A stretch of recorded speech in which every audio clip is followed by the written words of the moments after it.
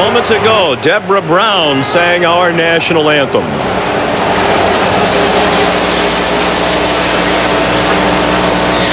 Oh, say, can you see by the dawn's early light what so proudly we hailed at the twilight's last gleaming, whose broad stripes and bright stars weave a perilous fight o'er the ramparts we watched were so gallantly streaming, and the rockets rumbling, the bombs bursting in air, gave proof through the night that our flag was still there. Oh, say does that star-spangled banner yet wave o'er the land of the free and the home of the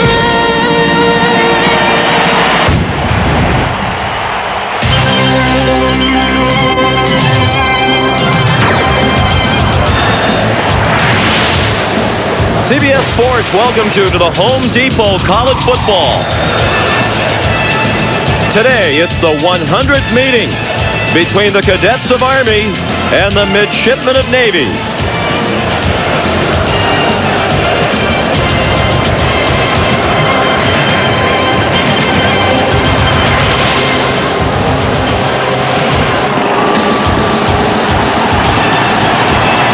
And here comes Army, led by head coach Bob Sutton.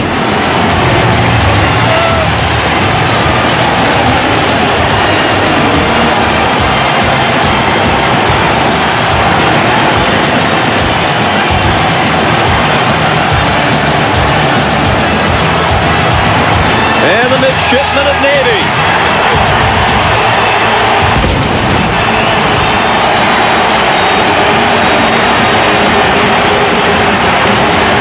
Army is 3-8, Navy 4-7, but 6 of those 7 losses have been by a touchdown or less. Good afternoon, everyone, and welcome. I'm Sean McDonough along with Todd Blackledge, and it's great to have you with us for this history-making meeting and this great rivalry, which truly is unparalleled in sports when you take into account history and tradition, pageantry, and certainly emotion. And we've seen plenty of all of those aspects already in the stadium here today. And Todd, in recent years, great games, the story in this rivalry. 7 of the last 10 meetings decided in the final meeting. Another constant, great rushing. These two teams this year are 2 of the top 3 in the nation in rushing. And Sean, normally when we cover college football, the fullback position is a guy who blocks and maybe catches a pass or 2. Not so with these two teams. Both Army's Michael Wallace, the junior out of San Antonio, Texas, and Raheem Lambert, the sophomore out of Riverside, they're leading rushers on their respective teams. And both of these offenses count on, first and foremost, establishing the fullback to make their offensive go. Both of them have to play well for their team to win today. One other interesting note in this ball game today, Sean, on the defensive side of the ball. Army has struggled this year, 91st in the country. Today they're without their very best player. Lyle Weaver, the junior out of Decatur, Georgia, out with an ankle injury. Not only their leading tackler, but their big play guy can really take the football away. Bob Sutton will desperately miss his playmaking ability today. We have coverage on both sidelines today. Let's begin on the Army side. Here's Ed Cunningham. Thanks, Sean. Both teams will be wearing jerseys that are representative of a good era during their football history. It was a very good era indeed in the mid-40s for Army under legendary coach Earl Red Blake. They won 3 consecutive national titles, 16 All-Americans, a couple of Heisman Trophy winners. Talk about domination. They outscored their opponents by over 1,000 points during 3 seasons. We have coverage on Navy sideline as well. Let's go over to Michelle Tafoya. Michelle? All right, Ed, thank you very much. Navy's throwback uniforms are from the era that produced the Academy's 2 Heisman Trophy winners, Joe Molino in 1960 and Roger Staubach in 1963. And the players wearing them today are uniform in mindset as well. Moments ago in the Navy locker room, Charlie Weatherby addressed his troops saying, "Let's give 4 quarters of focused fury. This is the opportunity of a lifetime." Then a random voice chimed in saying, "I challenge all the starters to play with such efficiency that the coaches would have no choice but to let everybody play. So every midshipman here today can tell his children and grandchildren, I played in the 100th Army-Navy game." Sean, Todd? And moments ago, the captains meeting at midfield for the toss of the coin with the referee, Gil Gelke. And the Heisman Trophy winners of these 2 schools also taking part. These 2 academies have produced 5 Heisman Trophy winners, including the great Roger Staubach in 1963 at the Naval Academy. Well, for the second straight year here in Philadelphia, unseasonably warm temperatures, 50 degrees, and on the way up to a high of 60 in the city of brotherly love. Wind out of the southwest. The forecast is for sunny skies throughout. And as usual, the sellout crowd of more than 66,000 in attendance. This series, as we noted a moment ago, remarkably close. Army, with victories in 6 of the last 7, has taken the all-time lead, 48, 44, and 7. But they are separated by a total of 89 points over 99 meetings, a difference of 3 touchdowns, a difference of fewer than 1 point per game. Amazing. It really is. I mean, there are so many special things about this game, but that is one of the most unique things. You know, it can't be a rivalry unless it's close, and this one is as close as it can get. Army won the toss and deferred, so Navy will receive the opening kickoff, dressed in white. Entire student body of each academy here, 4,000 students from the United States Military Academy and the U.S. Naval Academy. And here's Brendan Mullen to kick off for Army, the junior from South Bend, Indiana. And John Marine is back deep, senior from Pasadena, Maryland. Grew up not far from the Naval Academy, about 20 minutes away. The other thing that is staggering to me about this game, Sean, is that there could be this much electricity in the stadium for 2 teams with a combined record of 7 and 14. I mean, it's just unlike any other game in college football. They talk about throwing out the records. This is probably the epitome of a rivalry in which you throw out the records. Chris Lepore, the safety with whom we spoke yesterday from Navy, said he's never seen a game so hyped for 2 teams with that combined 7 and 14 record. And this much anticipated 100 meeting is underway with a good kick by Mullen. Down to John Marine near the 5. And he slides out to the 22-yard line. Tackled by Will Henderson. Officially returned at 18 yards for Marine, who opens in the backfield for Navy. Naval Academy offense directed by Brian Madden, a sophomore from Lawton, Oklahoma, who became the starter in mid-season. When the starter at the beginning of the year, Brian Broadwater, broke his collarbone. And Madden has been terrific. He's rushed for 100 yards or more in all 4 of his starts.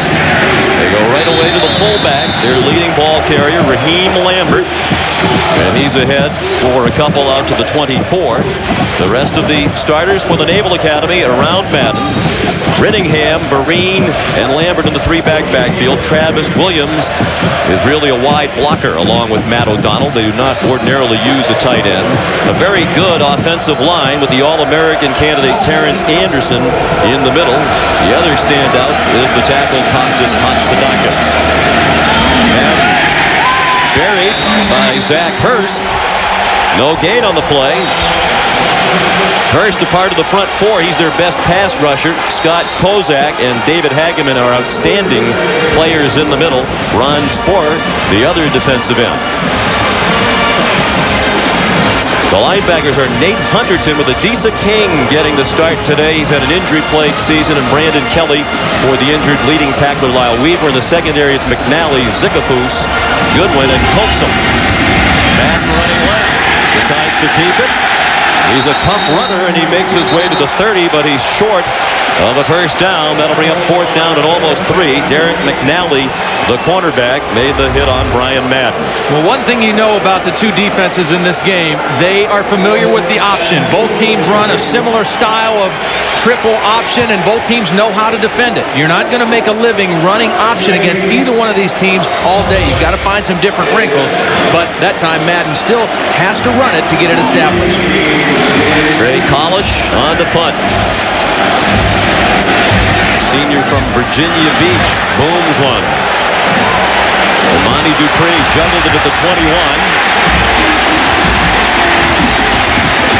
And he's down to the 34-yard line, a 13-yard return of a 49-yard punt. Mike McGee in on the stop for Navy. Go on! The Army quarterback is Joe Gerina, the junior from Valrico, Florida.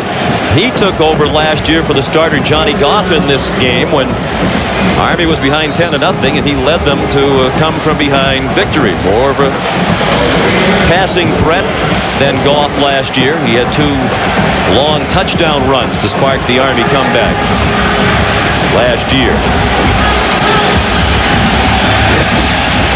Army has been sluggish on offense in the second half of the season. The first play goes to the fullback and leading rusher Michael Wallace, and Navy was ready for him. No gain on the play. Wallace with John Johnson and Brandon Rooney, the halfbacks. Grady Jett has excellent speed. Sean Castillo, a great student, is also a second-team All-Conference USA tight end. No returning starters from a year ago on the offensive line for Army. It's Larkin, Gonzalez, Calhoun, Plumidor, and Overstreet. Plumidor, the best player of the bunch, also second-team All-Conference USA this season. Moving along the line, no flags down. The pass was almost intercepted. In and out of the hands of Brad Wimsatt. And it'll be third down and long for Army.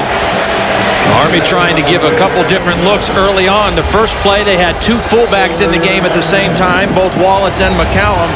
And this play, they go with 3 wide receivers, and you can see the quick pressure by Darrell Hill forced Gerina to throw that where he did not want to. And Army trying to establish some efficiency throwing the football early.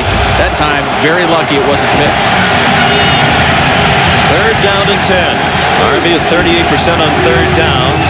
This offense is tough to convert in long yardage situations. For most teams, 3rd and 10 is a passing down. For the Army, on this instance, it's a running play for Wallace out to the 41, well short of a first down.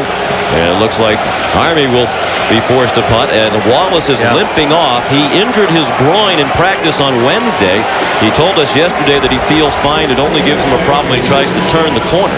And what a season he has had. In the game against Louisville, the first weeknight game ever at Michie Stadium at Army, he set the single-game school rushing record with 269 yards. He had 225 in the first half. Graham White with an excellent punt into the end zone on the fly. 59-yarder, so the punters are the star of the ball game to this point. Each team with 1 possession, each team 3 downs and out. Will return to the Army-Navy game after this. Here of CBS Sports coverage of NCAA basketball. 2 perennial powers collide when Kentucky, ranked number 12, takes on A.J. Guyton and Bob Knight's Indiana Hoosiers. That's coming up next. Trey Collish comes on the punt again. Sean, he was a little slow on that last one. Now, there's no rush on here. They're anticipating a possible fake, but something to keep in mind the rest of the game. Collish had 1 blocked this season. Another very good punt. Monty Dupree decides to forego the fair catch, and a good decision. As the reserve defensive back returns the ball to the 40-yard line. A 44-yard punt and a 16-yard return. Throughout the day, as is our tradition on CBS Sports, we'll be bringing you spirit messages from around the globe.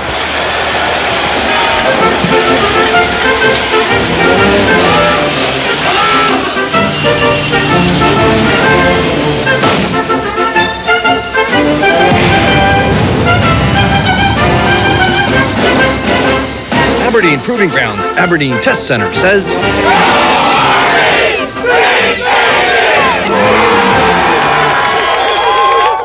No score. Army about to go on offense for the second time against the Navy defense with a front three of David Rhino, Gino Marchetti, and Brad Wimsatt. They've changed to a 3-4 look with some success this year. 4 linebackers: Shaka Martin, Ryan Hamilton, Darrell Hill, and John Chavos. And in the secondary, David Alexander, Chris Lepore, Jamie Doffmeyer, and Bass Williams.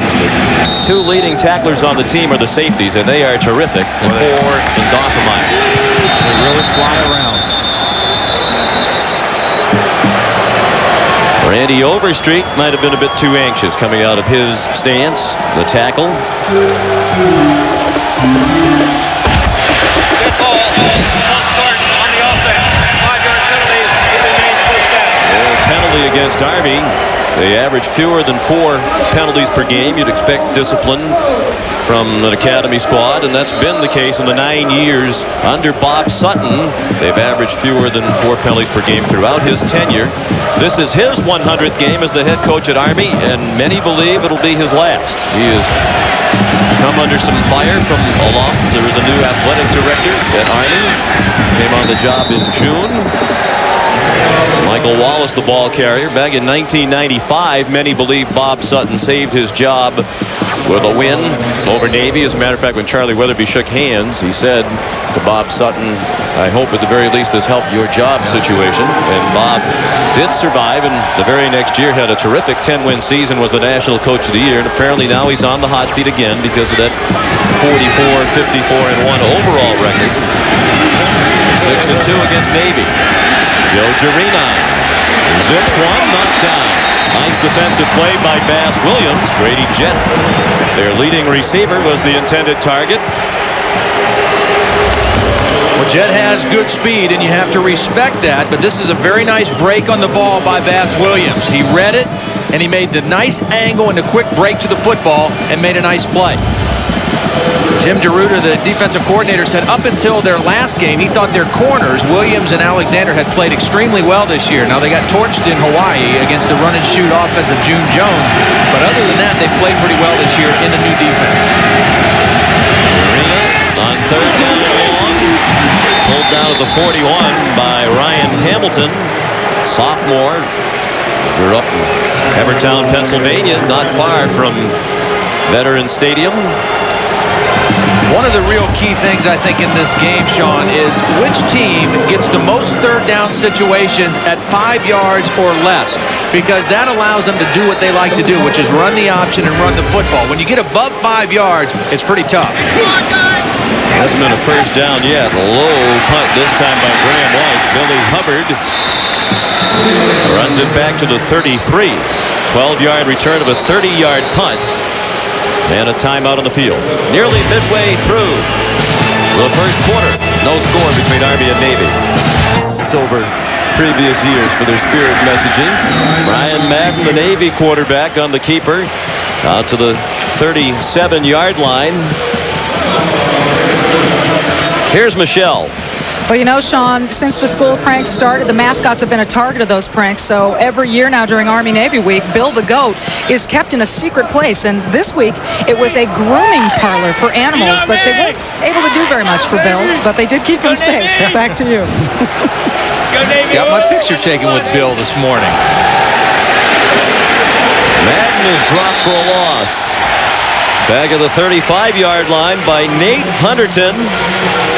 You mentioned that he's the co-captain. His brother Gabe, a terrific basketball player at Yale. He's the Bulldogs' all-time leading 3-point field goal shooter in basketball. Gabe and Nate together, and an 8-foot-long black rat snake who died when Gabe took him to Yale. So couldn't adjust to the climate. Yeah. I had a roommate in college that had a big snake, too, and I'm not a big fan of snakes. Madden carries for a first down out to the 45-yard line. That's the first down of the game for either team. Derek Goodwin, the safety, made the tackle. There's Charlie Weatherby in his 5th season as head coach at Navy. After 3 at Utah State, 1-3 against Army. A 1-win 2 years ago at the Meadowlands. A blowout victory, 39-7. Army has won all the close games in the 90s. Madden keeps again, and he's out to the 48-yard line. Knocked down again by Derek Goodwin. Now, the thing that I really like about Brian Madden, and I'm sure that Charlie Weatherby really likes, since he's been the starting quarterback, he's averaged over 100 yards rushing in all of his 4 starts, and he's always fallen forward. He's really a tough runner with the football. He always gets a few extra yards because of his toughness at the end of the play. The former wrestler in high school, he has a different mentality as a quarterback. He likes to put down his head and run over people, and he runs for a first down into Army territory at the 44-yard line. Not only was he a wrestler in high school, but a terrific wrestler. 31-0 as a senior in high school, the Oklahoma State champion in the 189-pound class. Recruited to wrestle by major colleges, but wanted to play Division I college football, and he wanted to be a quarterback. Some of the Big 12 schools in his area recruited him to be a defensive back. He said, no, I want to be a quarterback, and that's why he came to the academy. Raheem Lambert ahead to the 42, a late flag throw. There might have been a late hit against Army. Tony Coaxum guilty of knocking a man down well after the whistle. Dead ball. Personal foul on the defense.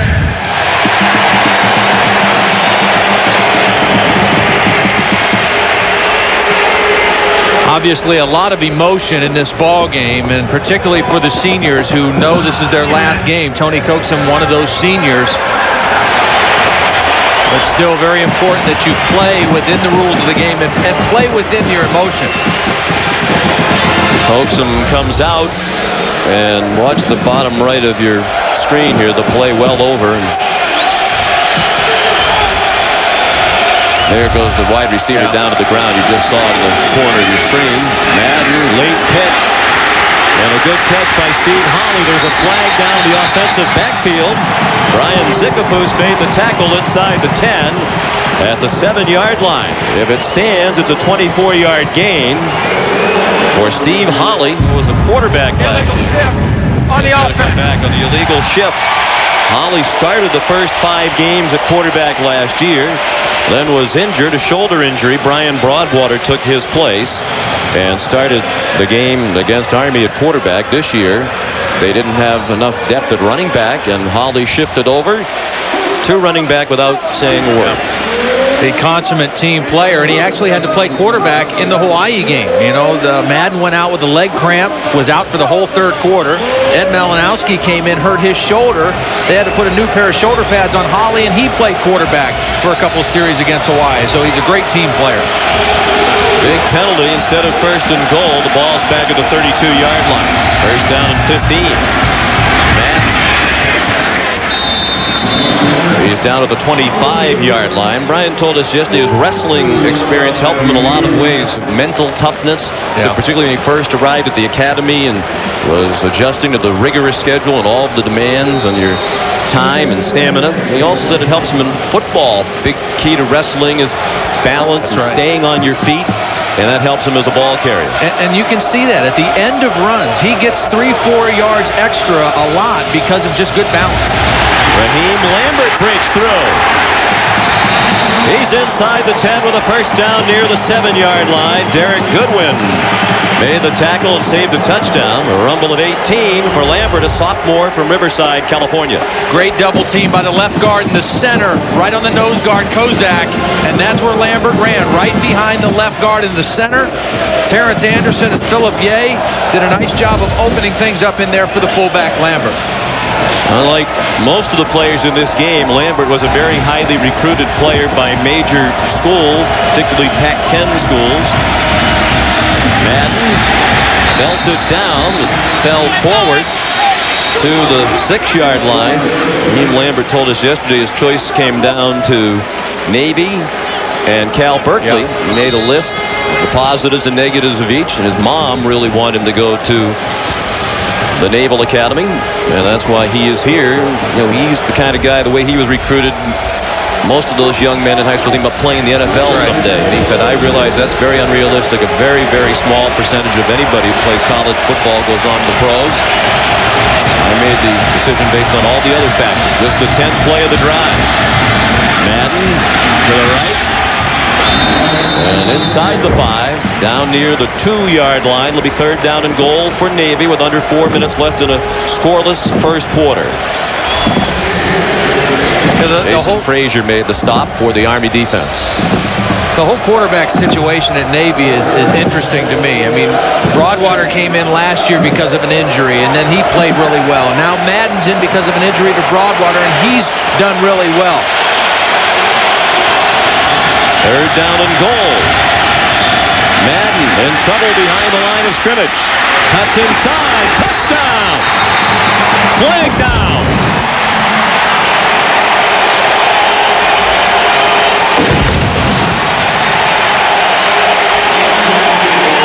That flag was very late, and it came from the back of the end zone is where the flag was thrown. Again, this is just a tough run by Brian Madden. Just physical toughness on his part and a will to get in the end zone. It's pretty well defended by Army, but you see the nice cut right there, and the flag may have been for an incidental face mask call on Jason Frazier. It's a touchdown for Madden. His 9th rushing touchdown of the season. And Navy has the 6-0 lead. Tim Shubsta's on to try the extra point. He made a Naval Academy record 51 extra points in a row before he had one blocked in their last game against Hawaii 2 weeks ago. I really liked Madden when he came in and visited with us yesterday. He's a sophomore, but he had a swagger to him. I mean, he had a sense of confidence and self-assuredness that he was going to get the job done. Extra point good by Shubsta. Brian Madden with the touchdown run, capping an 11-play, 67-yard drive.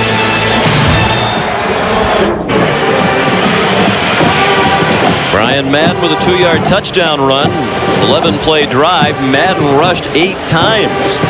On those 11 plays, he carried for 40 of the 67 yards they covered. And he had a bloody nose when he first came to the sideline. He is really a tough kid. I've seen a lot of guys who were wrestlers and football players in high school, but I don't know of any guys who were a quarterback and a wrestler, and particularly as good of a wrestler as Brian Madden. It's a rare combination. And an all-state golfer when he was in high school. Still has a single-digit handicap. Shubsta kicks off. Calvin Smith, sophomore from Dallas, on the return. And he's taken down by Eric Homa. Tomorrow, the NFL on CBS gets into the playoff races with doubleheader action. First, many of you will see the Colts roll into Miami to battle the Dolphins. In some areas, the Jets will tackle the Giants.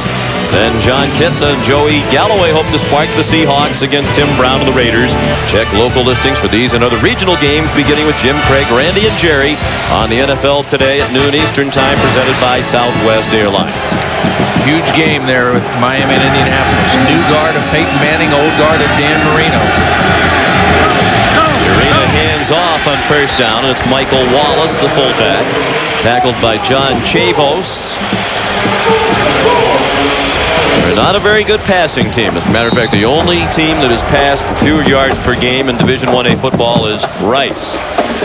They are 3rd in the nation in rushing. You don't have to pass a lot, but you have to be efficient when you throw the ball, and that's what's hurt him this year. Joe Giarina has completed only about 41% of his passing. You don't have to throw it a lot of times, but you have to throw it well when you do. Navy's the #1 rushing team in the nation. Air Force in between. And then Army. Michael Wallace stuffed that time. They've been keying on him ever since that 269-yard game against Louisville. Wallace hasn't had another game this season in which he rushed for more than 100 yards. This offense is, you have to start with the fullback. I mean, that's where it all begins when you're running option football, and Navy knows that. They're tuned into it right now. 3rd down and 3. Army still looking for its first down. Giarina sacked. Back at the 28-yard line by David Rhino. Part of the problem when you don't throw the football very much, you're not used to pass protecting. You're used to run blocking and firing off the football.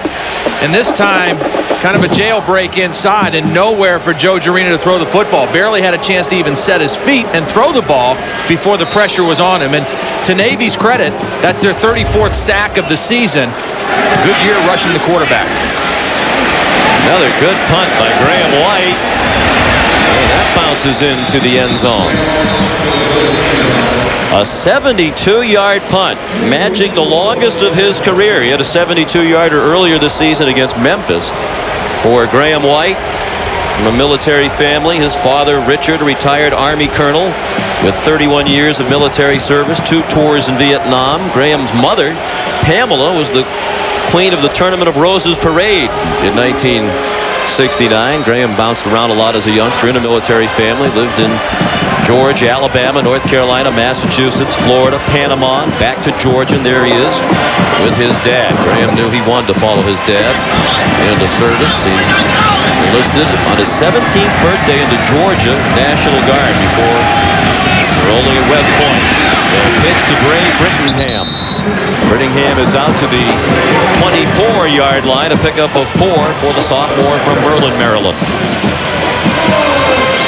You talk about the kickers and the punters in this game. In most games, you know, I can be kind of hard on punters, and You don't think they're. A lot of times they're not real athletic guys, but on these two teams now, the kickers are just as good athletes as anybody else on the team, and they're going through the same rigors as everybody else. So great respect for the kickers and punters in this ballgame. Graham White's Army's all-time leader in career punting average. Brian Madden up to the 28. They'll be 2 yards short of a first down. We're in the final minute of the first quarter. Navy leads 7-0. Brian Madden, the first player in Navy history to rush for 100 yards or more in each of his first 4 career starts. And you think of all the great quarterbacks and running backs they've had. Yeah. He's the only one. He probably would have had 200 in the Hawaii game. He missed the whole third quarter with severe leg cramps and part of the fourth quarter in his last start. Madden kept it and got stopped well short of the first down. Excellent penetration by Adisa King, the senior from Jackson, Mississippi, who's played in only 3 games this year due to injury, a concussion at the beginning of the season, a shoulder injury lately. He did everything he could to get back for his last Army-Navy game. That's the end of the first quarter with the score Navy 7 and Army nothing. We'll return to Veterans Stadium right after this message and a word from your local station. Sean McDonough with Todd Blackledge, Michelle Tafoya, and Ed Cunningham at sold-out Veterans Stadium. 16th time the game has been played in this stadium, the 76th time out of 100 meetings that it's been played in the city of Philadelphia. Here's Trey Collish on to punt on 4th down and 3 for Navy. It's Shipman at their own 27. And the punters continue to excel. Boy, they have. Can they get there in time to down it? No. We just saw Graham White have a 72-yard punt. And that is a 73-yard punt for Collish, the longest of his career. And it doesn't matter which direction the punters are kicking, the balls are booming all over Veterans Stadium. One thing that has not worked well lately for Army, the offense, really sluggish over the last 5 games of the season coming into today, and sluggish so far today. Yeah, and when we talked to Ed Warner, their offensive coordinator, he said it's very important that they get some good things happening early in the ballgame. It hasn't happened yet. This is an important series for the Army offense. I think they've got to do a couple different things to get a spark. Probably try to hit something, throwing the football would really boost the offense right now. Joe Gerina hands off to Michael Wallace. He was tackled by Ryan Hamilton. Wallace from a military family. His dad was in the Army. Matter of fact, Michael was born in South Korea and lived there until age 3 when his family moved to San Antonio, Texas. His mother is from South Korea. He's the real deal, too, Sean. I mean, he's 230 pounds, electronically been timed at a 4.5. I mean, he's quite an athlete. Joe Jurina keeps, and he's a yard short of the first down to the 29. And like Raheem Lambert, his opposite number, the fullback for Navy, when we spoke with Michael Wallace yesterday, his mother was really the one who talked him into the academy life. And Michael said when he first arrived at West Point, he'd sit there at night and say, what did I get myself into? But now he, like so many of them, was delighted that he made the choice he did. I think for most of these players, those first several weeks that they're at the academy, the Army-Navy football game is the furthest thing from their mind. Two fullbacks in now as Alton McCallum joins Wallace in the backfield. There's Wallace for a first down. First down for Army. Comes nearly a minute and a half into the second quarter. Chris Lepore made the tackle for Navy. We haven't seen this much from Army using both fullbacks in the game, but this is Alton McCallum right here. He's going to lead block, and the ball's going to give to Wallace. They have both of their big fullbacks in the ball game, and Ed Werner said they were going to try to do this a little more this week. Get both of those guys in the game, because the fullback position, both those guys, McCallum and Wallace, have been very effective.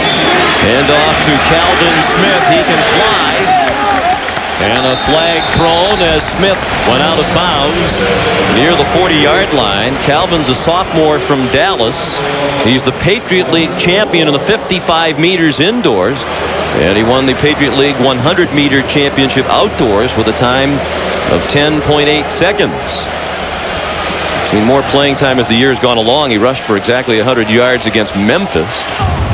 Holding on the offense. A few positive gains for Army will come back on a holding call against the Cadets. These kind of penalties are devastating against both teams because they like to run the football and run the option, but even more so I think for Army because they are less of a passing team than Navy.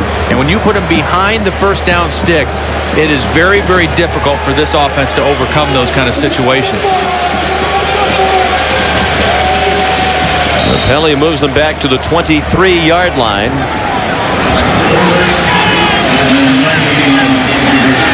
First down and 19. Jurina on a rollout. Nice catch made out in the flat. Brandon Rooney down the sideline with a first down. Out of bounds back in the 46-yard line. Shoved out by Chris Lepore. 23 yards on the completion to Rooney, a senior from Lake Havasu City, Arizona. Well executed play. Here's Rooney right here. Watch the play action and the rollout by Jurina. A little different formation look.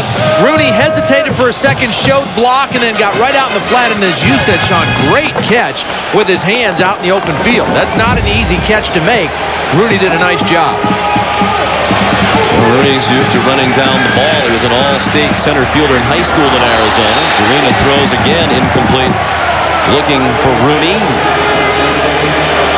John Chavos had the coverage. Rooney's from an athletic family. His sister Melissa was a state champion in track and field in high school. His sister Kara was the Arizona state champion in cross country. Brandon, as we mentioned, all-state center fielder in high school and played on 2 state champion baseball teams at Lake Havasu City High.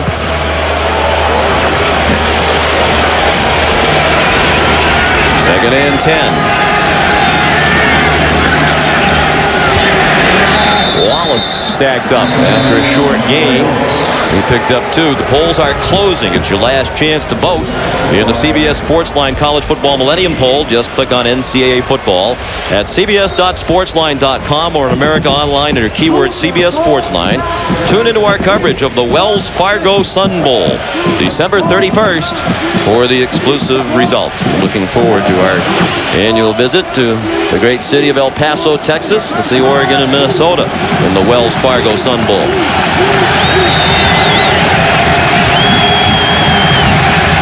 Jurina keeps, crosses midfield, but is stopped short of a first down at the 48-yard line by Gino Marchetti and Ryan Hamilton.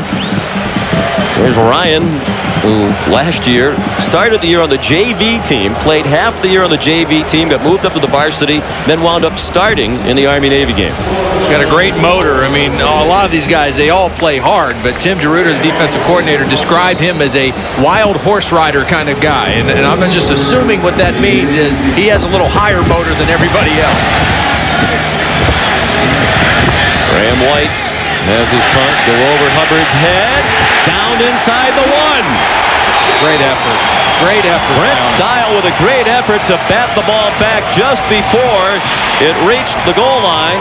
They're going to spot the ball on the 2. A 46-yard punt. What a first half Graham White, the punter's having. Well, he has kicked the ball extremely well. This time he got the kind bounce on the Veterans Stadium field. And a great effort. Field position so critical with option football teams.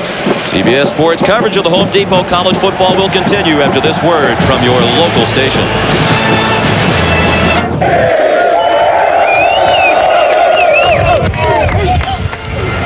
We talk about how this rivalry is unparalleled in so many ways.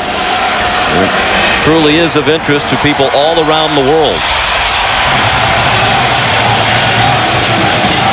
From the 2, Navy begins.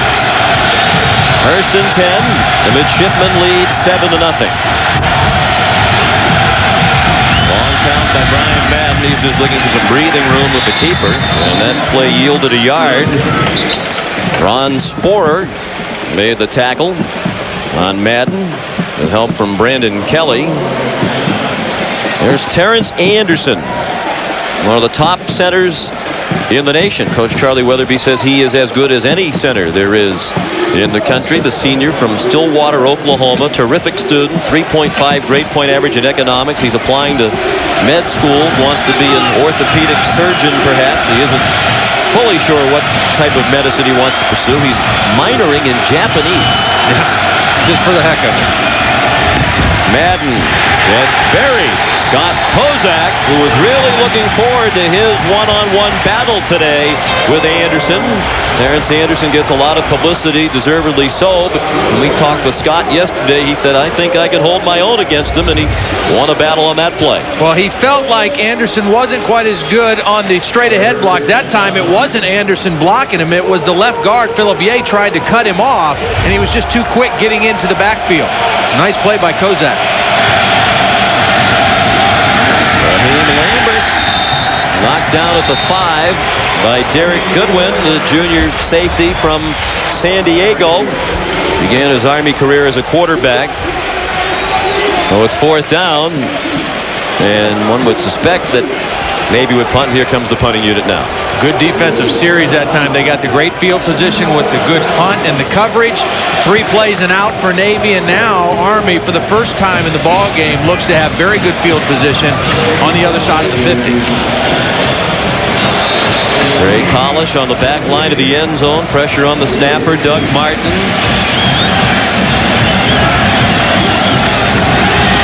Big rush. And another push kick. Booms, another one. All the way back to the 40. Muffed by Amani Dupree and recovered by Marcus Jackson.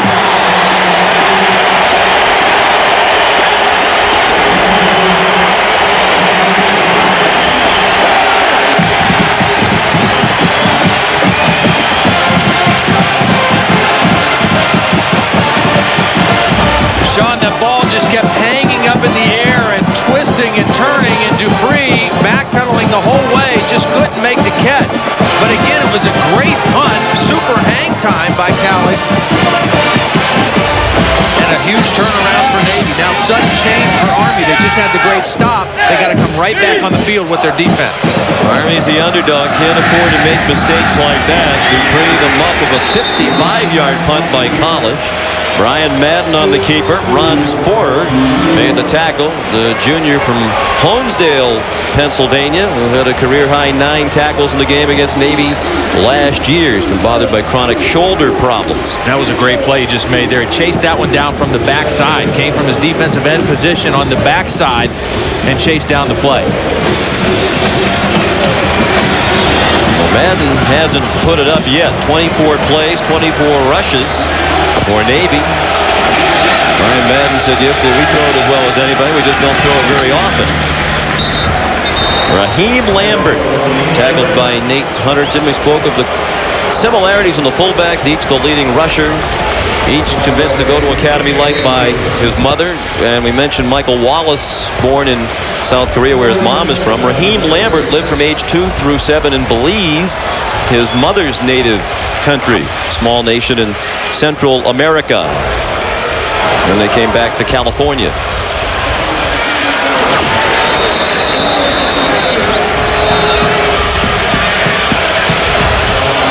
Timeout called by Navy.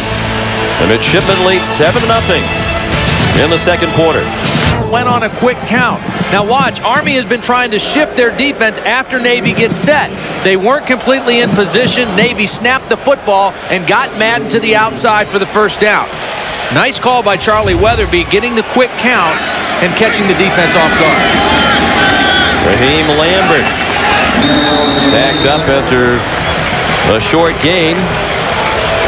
Charlie Weatherby very actively involved in the play calling. They have a new offensive coordinator this year, Mike Vaught, but Charlie's background primarily on the offensive side, and he calls a lot of the plays. They have two new coordinators at Navy this year, including Tim DeRuyter. That's Mike Vaught, the play caller. Here comes Madden to the near side. A gain to the 15-yard line. He's up to 73 yards rushing now on 19 carries. Derek McNally made the stop. The rest of the team a combined 35 yards rushing. Madden and Broadwater were in a spirited battle to be the starting quarterback at the beginning of the year. It might have been Madden, but he had a groin problem. At the end of two-a-days, wasn't full strength for 5 or 6 weeks. As Brian Madden said yesterday, Brian Broadwater was just playing very well. It was Broadwater's injury that brought Madden to the starting lineup, and Madden's going down in the arms of Ron Sporer. They'll give him forward progress to the 17-yard line, but here comes the field goal group for Navy. Huge play by the Army defense. Ron Sporer, a big third down play. They get a stop behind the line of scrimmage. And again, it's Sporer coming from the backside of the play, using his quickness and instincts, getting inside and behind the line of scrimmage for the play.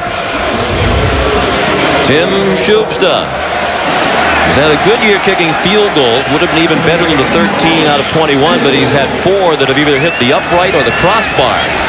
This is a 35-yard try. And it is good. And Navy leads 10-0. 5:51 left in the first half in Philadelphia. War Eagles, the BB-16 say, go Navy! Be Army!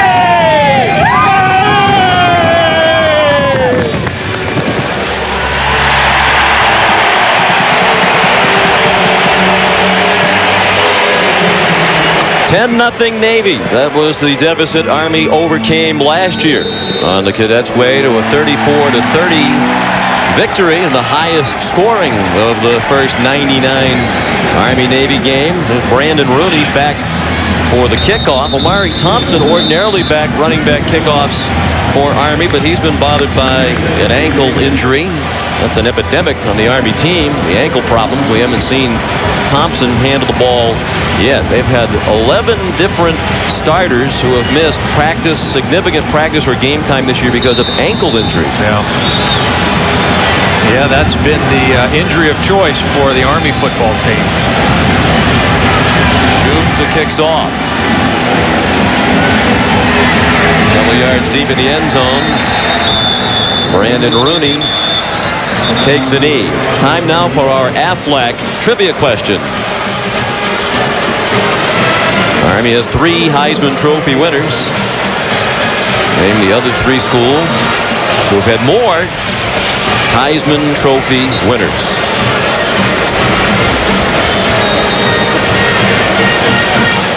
Well, I'm sure Bob Sutton right now hoping that this is deja vu for his quarterback, Joe Jarena. This was the point in the game, down 10-0 when he came in last year, and told us yesterday the game just kind of flowed for him. Everything just kind of fell together and went really well.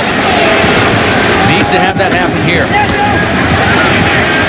Michael Wallace bangs ahead for a couple, wrapped up by Darrell Hill, and let's check in with Ed Cunningham. Thanks, Sean. One of the things that Army does, started by Jim Young back in the late 80s, is they wear a patch representing one unit in the Army. This year, Coach Sutton decided to have that unit represented by a position group. The linebackers represent the furthest division from the United States Military Academy. It is in Korea, the 2nd Infantry Division, based in Camp Red Cloud, Korea. They're watching today on AFK and American Forces Korean Network. Here's Jarina on the keeper. Many servicemen and women watching throughout the world. We're delighted to have them tuning in today. Jarina was tackled by Ryan Hamilton and Jamie Doffermeyer, and they'll need 2 on 3rd down to move the chains here. And Army really needs to get a conversion here. You know, this is not a quick strike offense. It's a ball control offense. And right now, Navy 2-to-1 time of possession advantage over Army right now. As you see, all 4 possessions ending in a punt. And 3 fullbacks into the game, looking for some power running. Alton McCallum stopped short of the 1st down. He's the cousin of the former Navy great running back, Napoleon McCallum. Well, they can't get any bigger lineup in the backfield than these 3 guys, all 3 fullbacks. Ritker went right by that man to make the block, and Doffermeyer was sitting right in the hole and made the tackle on McCallum. It appeared that Ritker might have blocked Doffermeyer, but he passed him up and went somewhere else. Bob Sutton has called a timeout. He is going to ponder going for this on 4th down and 1. 4:08 remaining until halftime. And he was the kind of man that he also pushed me and always expected. Flag down on the play. There's Billy Hubbard, returning White punt, and another flag thrown late. 47-yard punt for White, who's averaged 54 per punt prior to that one. This opposite number, Collish, with Navy averaging 55.5 yards per punt. Hubbard returned it for 7, but there are flags down. Army players indicating the flags are against Navy. Well, I think it's for what exactly you said. I think running all those players onto the field, Navy didn't get enough guys off the field. Well, everybody who was running off for Navy made it to the sideline. So if they had too many men on the field, it's because too many men stayed on the field. Right.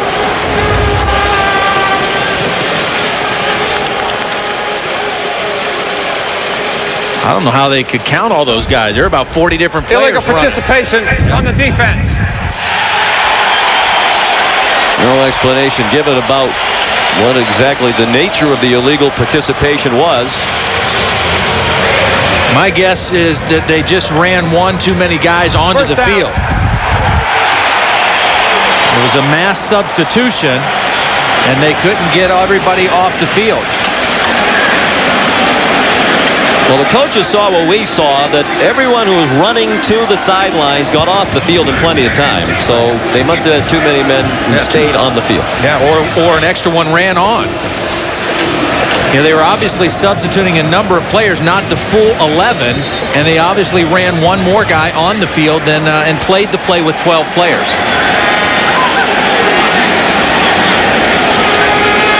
Big break for Army, and the Cadets really needed one. Jarina looking to throw. He's back to the line of scrimmage, and that's all. Brad Wimsatt was in hot pursuit. The junior from Gaithersburg, Maryland. He's an excellent student at the Naval Academy, 3.32 GPA in economics. His younger brother Andrew's a football player at Northwestern. Coming up at halftime, the AXA halftime report. Tim Brando and Spencer Tillman bring you up to date on scores and highlights. Plus, they'll take a look back and review the college football season. All that and more coming up on the AXA halftime report. 2nd and 10. Jarina, flushed from the pocket by Ryan Hamilton, now has some running room, and he's very close to a 1st down in Navy territory near the 45-yard line. Tackled by David Rhino, a gain of 10, and it's going to require a measurement. Well, Navy brought both their inside linebackers, Darrell Hill and Ryan Hamilton, both coming on the blitz, and Jarena did a great job eluding the pressure and then getting upfield close to the first down. Nobody was able to block both those linebackers. That was all Jarena making that play happen on his own. Ryan Hamilton, who was chasing Jarena out of the pocket in the backfield, is still down. And Episcopal Academy in Marion, Pennsylvania, right here in the Philadelphia area. They're an inch or less short of a first down. Third down and an inch. Well, I can personally attest that this is a very hard playing surface. Yes, it is. At Veterans Stadium, and Hamilton is going to go down hard on his right shoulder at the end of that play. And that was just a jarring hit caused by the field. And Hamilton is helped off. Jamie McElvain comes in to take his place, wearing number 54. Well, unless there is a new stadium here in Philadelphia in the next 2 years, it's quite possible that this city could lose the Army-Navy game. A lot of controversy last year after the railing collapsed in the end zone in the front of the stands, and several students came tumbling out onto the artificial turf. Joe Jarena on third down and an inch lost yardage. Darrell Hill, the junior from Jupiter, Florida, stopped him. They're going to give him forward progress right back to about the line of scrimmage. Well, here's Darrell Hill. He's got his eyes right in that backfield. He's reading the quarterback, reading the option. Great read by Darrell Hill. Not a single false step in there, and knew exactly where the football was going and made the stop right at the point of attack.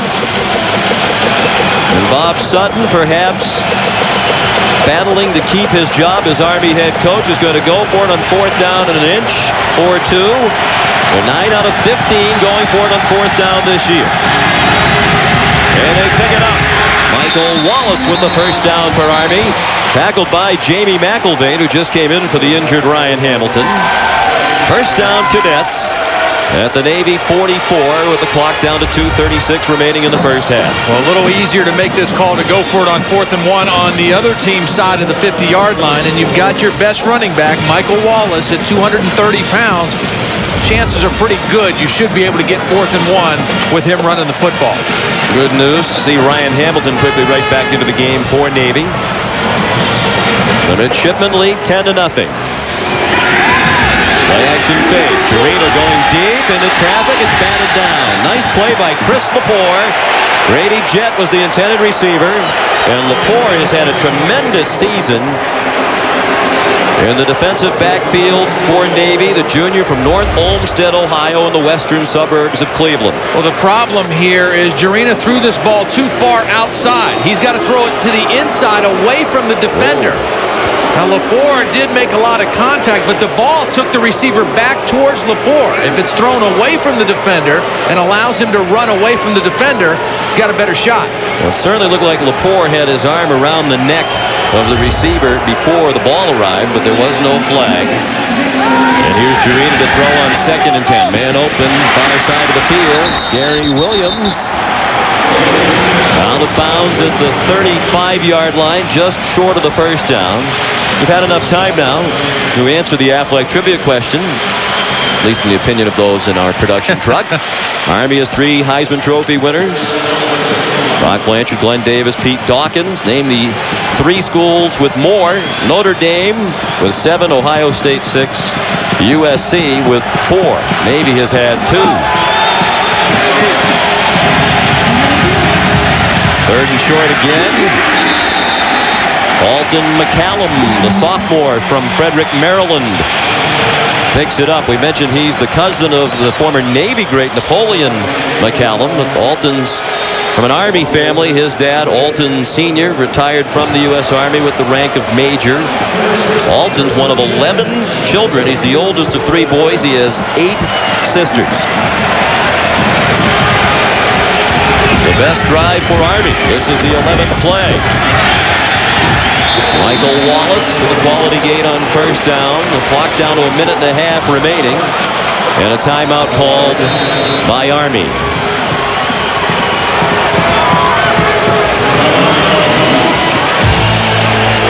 One timeout left for the Cadets with 1:28 left in the first half.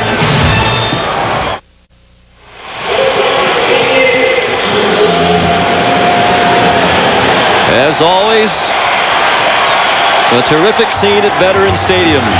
For this, the 100th meeting between Army and Navy. Army with its best offensive possession, the drive of nearly 4.5 minutes. Second and fourth, the Navy 26, 1:28 left in the half, and one timeout left for Army. Wallace bounced off the pile, but still down for a loss on the play. He ran into John Chabos, the senior from Jackson, South Carolina, whose uncle Barney played 12 years in the NFL with the Denver Broncos. Well, that was a disastrous play for Army there, Sean, because not only did they lose yardage on the run, they had to quickly use their last timeout. They were hoping to get a first down and stop the clock and save that timeout. They were not able to do it, and they had to burn their last one. Third down and 5 upcoming tonight. Parker, he's 6 of 6 inside of 40 yards, 1 of 7 outside of 40 yards. So in order to get into that range where he's comfortable, they've got to at least get the ball to the 22-yard line here. To get at least 5 yards to get into the comfort zone for their kicker, Matt Parker.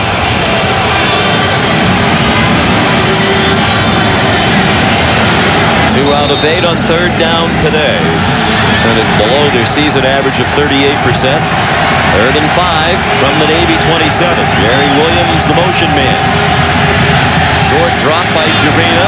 And an errant pass. He had the receiver open, Omari Thompson, who hasn't played much today because of that balky ankle.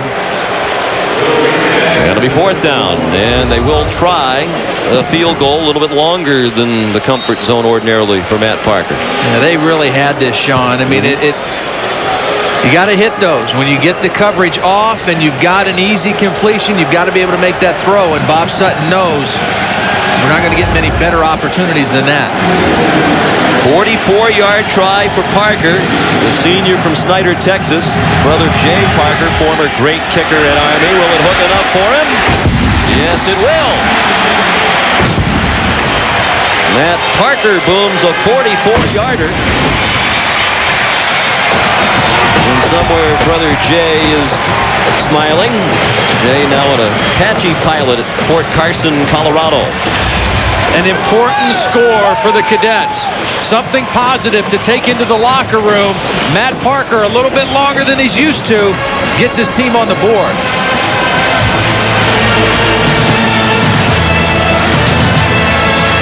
A minute 10 to go until halftime. Bob Sutton's been in a lot of these games. 9 years as head coach, 8 years as defensive coordinator under Jim Young. And we chatted with him during the week. The Army coach said the key to this game is dealing with the momentum shifts. When you have it on your side, you have to take advantage of it. When it's going against you, you just have to ride out the storm and hang in there, knowing that eventually it will turn in the other direction. He also said when you get in scoring territory, you better capitalize because you don't know how many times you're going to get there. His team was able to do it. Brendan Mullen kicks off. John Vereen runs under it at the 11-yard line. Finds a hole. And he brought it all the way out to the 44-yard line. A 33-yard return. Brent Dial tripped him up and might have saved the touchdown. Well, before the kickoff, Charlie Weatherby was probably thinking, all right, let's get into halftime with a little lead. But now, after this great return by Vereen, now he may be thinking with 1:03 left, let's try to get some more points on the board. We're out by the 50-yard line. Let's throw a couple passes, see if we can get in position to score again. Matt, his first pass caught by Matt O'Donnell. Senior from Glen Elg, Maryland. A possession receiver with his 21st catch of the year. Time now for our Sun America Virtual Playbook. Well, in watching film of these two teams, there's a lot of interesting plays, a lot of interesting options. But one play we haven't seen yet, Navy runs an unbalanced line and runs a little counter. They put both tackles on the same side. They bring the halfback in motion, fake to the fullback, and come back to the halfback on the other side. Haven't seen it yet. but it's a neat little play. And all kinds of running room in the middle of the field for Madden. He has another first down to the Army 34, where Ron Sporer made the stop. A gain of 12. Madden wants them to line up quickly. Navy does have 2 timeouts remaining. They'll get the clock stopped to move the chains for a moment. Well, you know what happened there, Sean, is Brian Madden immediately got up and called timeout and then realized he didn't have to because the clock was stopped. Thought he was going to get away with it, but the official caught him. And that's big because they would have had it stopped with enough time to line up for the movement of the chains. Now they burn a timeout and they have just 1 left. Again, he's a sophomore quarterback, making only his 5th start, and he made a great job, great effort getting the first down. Watch him come up off the ground. Now he calls timeout, and then he realizes, no, I don't need to use the timeout. They're going to stop the clock to move the chains. I can kill the clock with the football, but the referee had seen the signal.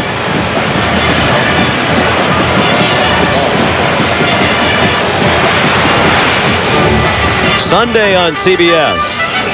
How did Santa get his red hat and reindeer? Sunday meet the sidekick who started it all when James Earl Jones and Hume Cronin star in Santa and Pete, the world premiere movie Sunday on CBS. Love James Earl Jones. Yes. Love the voice. Greatest voice ever.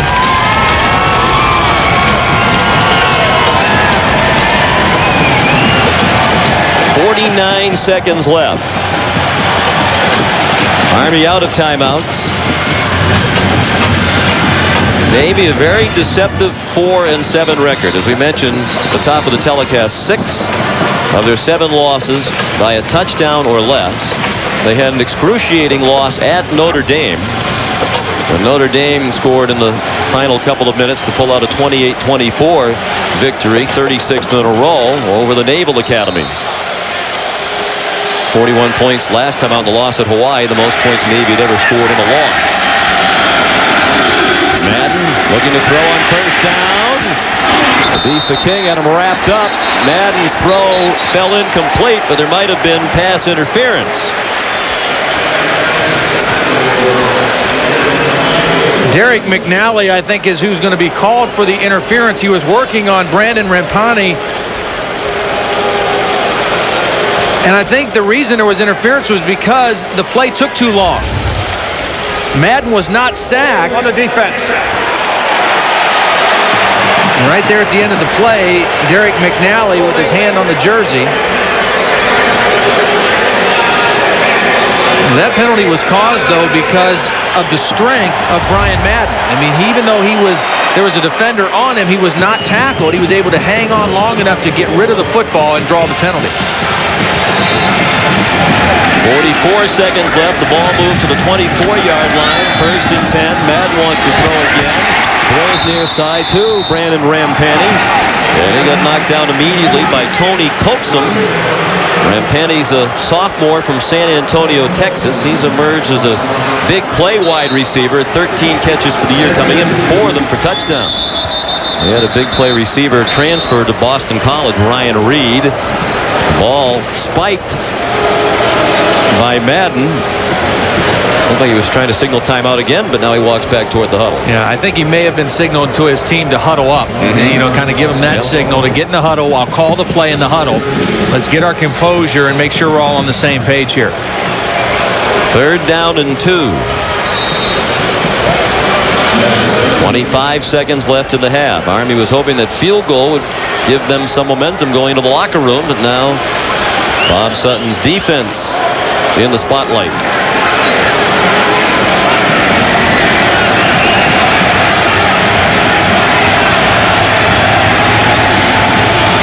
The option, the pitch by Madden. Nice play by McNally. Eric McNally came up to put a hit on Dre Brittingham. Brittingham got out of bounds, but did he get the first down? The officials say no. He's well short of it. About 2 yards short, in fact. Defending the option is all about assignments. Who has the fullback, who has the quarterback, and who has the pitch. McNally knows I can't let him turn the corner on me. I've got to keep him back to the inside. He knows he has the sideline to help him. Good play on the pitch man by Derek McNally. Tim Schubsta comes on to try a 34-yard field goal. He made a 35-yarder earlier.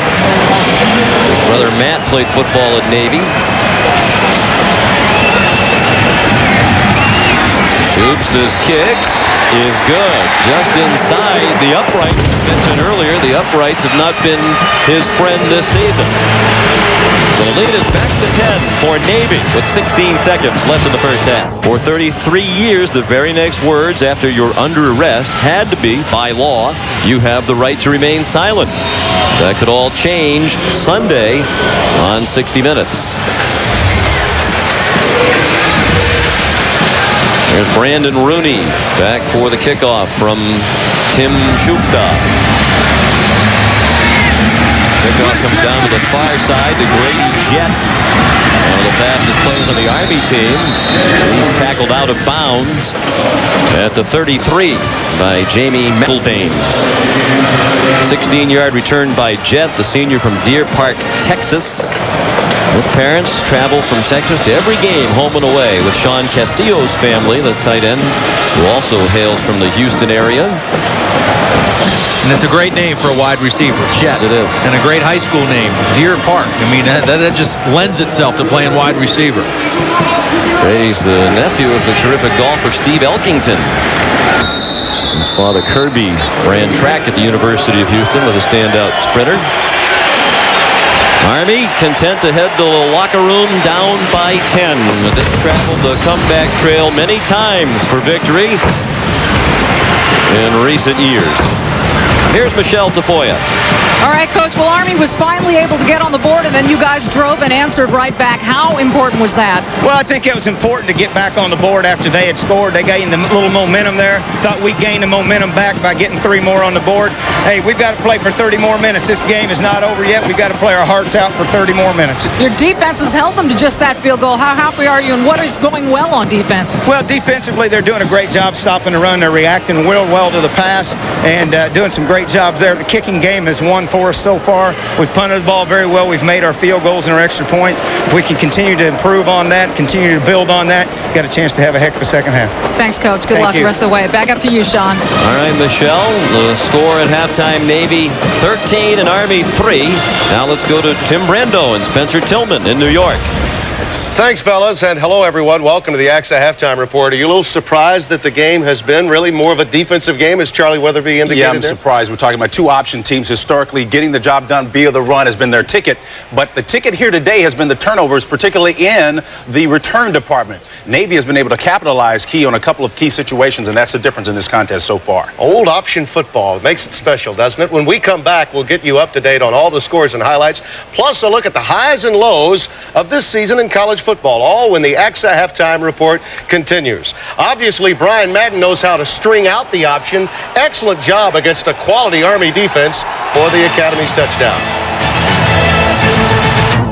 For the first time since 1992. Clemson's story, Tommy Bowden, remarkable job that he did this year. Yeah, do you realize that this is the only team that has faced the 3 undefeated teams? We got Marshall, Virginia Tech, and Florida State this year. Great job. Bobby Stoops taking Oklahoma into the Sanford Independence Bowl in Shreveport, Louisiana, the alma mater of my good friend Spencer Tillman. He's happy to see them there. Now, for disappointments, obviously the Pac-10, and Notre Dame, that's a given. They've got problems off the field as well. Penn State looked to be on its way before those 3 straight losses. Yeah, the biggest disappointment I see at number 2, Pac-10 Conference, when the bell cow Stanford has given up over 30 points a game on defense.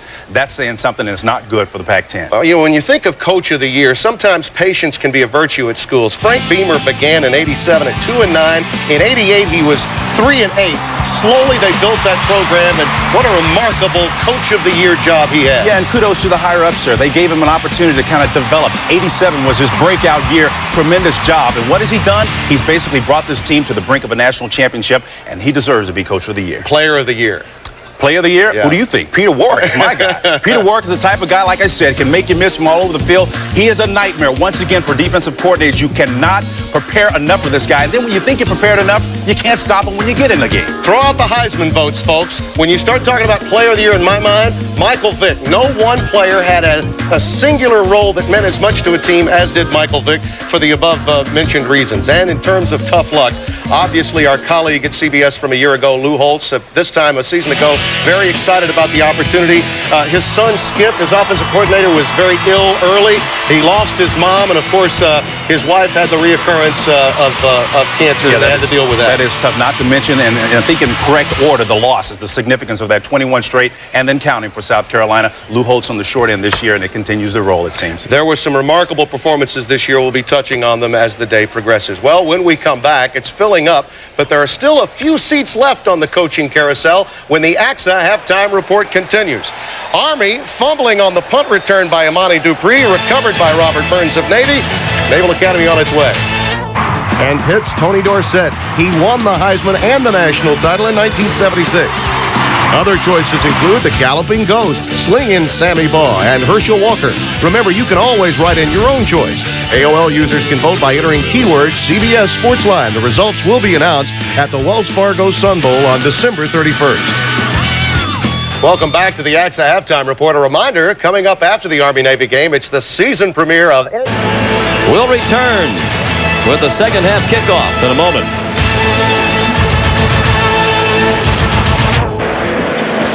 Coach saw the first half a little struggle offensively. You can't see Chad Jenkins come in at quarterback. Yeah, you're going to see him. Jarena got hurt there a little bit, and so Jenkins will start here the second half, and we're not sure his status. They're x-raying him right now, and we'll see what's up with him here.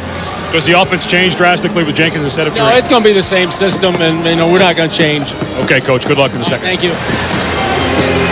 So there is Chad Jenkins, the sophomore from Dublin, Ohio, who has seen action this year. Started 2 games against New Mexico State and Air Force when Jarena was out with an ankle injury. Chad has appeared in 6 games. Coaches tell us that he has a little more speed than Jarena in the option game.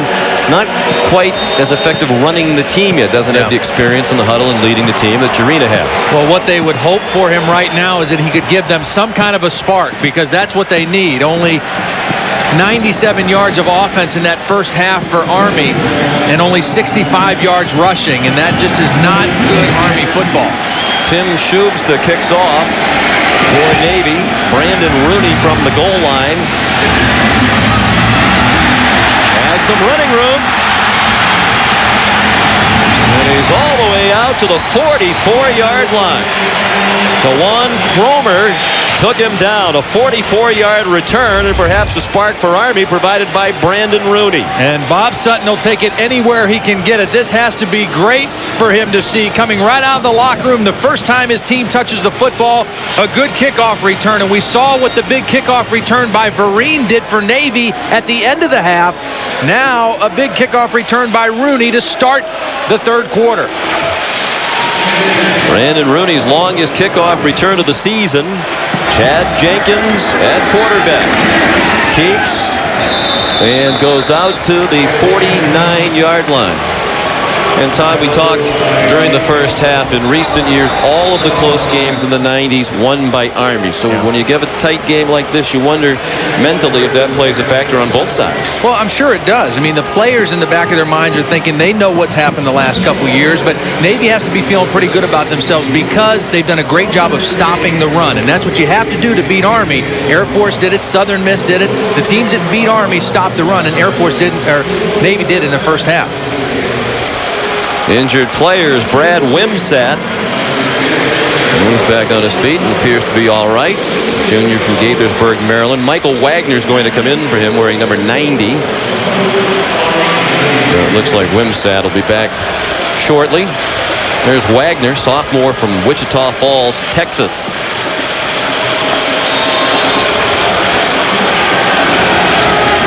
Chad Jenkins out of Dublin Kaufman High School in Ohio. In addition to his football exploits, he was an all-state midfielder in lacrosse.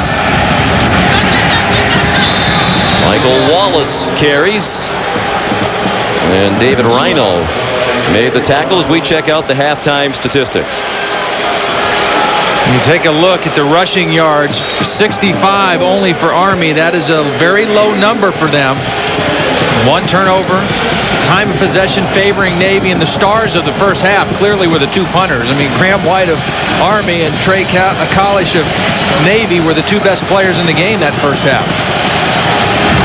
Joe Jarena complaining of pain in his neck and is being x-rayed. So it's Jenkins at quarterback with the pitch to Rooney. Another nice move to get the first down. Brandon Rooney shining brightly in the first minute and a half of the second half. Ryan Hamilton took him out of bounds. Watch the fullback now. We know he's the #1 ball carrier, but watch what the fullback does in this offense when he doesn't get the ball. He leads out on the option. The quarterback makes the pitch, and there's Mike Wallace all the way out on the perimeter getting the good block to spring Rooney for the big gain. If the fullback doesn't get the football, he has to release outside to get on a safety or a linebacker. Michael Wallace, the ball carrier. And on that replay of the previous play, Todd, we saw both safeties, Doffmeyer and Lepore, running up there very quickly in the run. Their responsibilities being played out in option football. I think the football fans staying home would say, wouldn't Navy be susceptible to a pass down the middle of the field deep with those safeties always right up around the line of scrimmage? Oh, absolutely. I mean, whenever you use your safeties in stopping the option, when they're heavily involved in run support, it leaves the middle of the field open. High formation now. John Johnson shifted out in motion. Jenkins lost the ball, batted away by Gino Marchetti, who recovers it at the 40-yard line.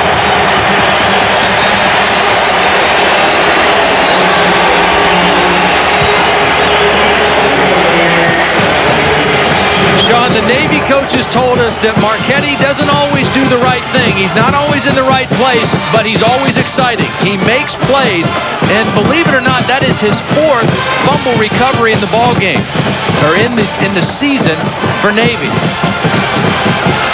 There's an injured Navy player on the play. Watch, Marchetti just gets his hand right on the football, his left hand around the backside of the quarterback, Jenkins, and knocked the ball out. And he's done that all year. He's made a lot of big plays, 6 sacks. He's forced a couple fumbles. He's recovered 4 fumbles. He's a big play guy on this defense.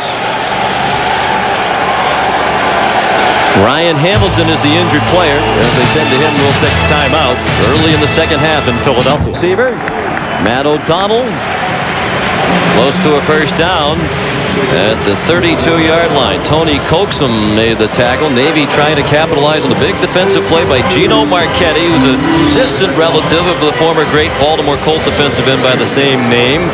Gino picked up his nickname. His given name is Michael J. Marchetti, but he was in the 5th grade playing youth football. Mom of one of his friends was in the carpool driving the football practice, started calling him Gino. And Navy's Gino told us when we visited with him yesterday that he had a chance about 8 months ago to meet the former Baltimore Colt. They had a mutual friend in the Navy athletic department, and this Gino Marchetti was in awe of the former great Colt. He said when the NFL Hall of Famer, when they met with him, he had all kind of questions to ask the young Gino. Wanted to make sure that his namesake was representing him well. He has to be pleased with young Gino Marchetti. Brian Madden carried for the first down, now on 1st and 10. He lunges ahead for a couple. Of course, Navy's Gino Marchetti, his dad is also nicknamed Gino. His given name, Ronald. This Gino, who you see on your screen's dad, Gino Marchetti, also played at the Naval Academy in 1970, the class of 70. He was a tailback. I think I'm going to start calling you Gino. Whatever you want, big fella. 2nd and 9.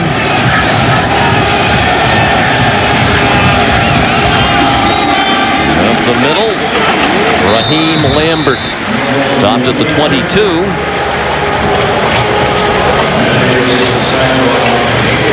And it'll be 3rd down. They need to get the ball just inside the 19-yard line to pick up another first down. Lambert trying for his 3rd straight 100-yard game, has 35 yards to this point. He rushed for 120 in his last game at Hawaii and 101 against Tulane. And again, another good 3rd down situation for Brian Madden in this option. Very easy to run the football.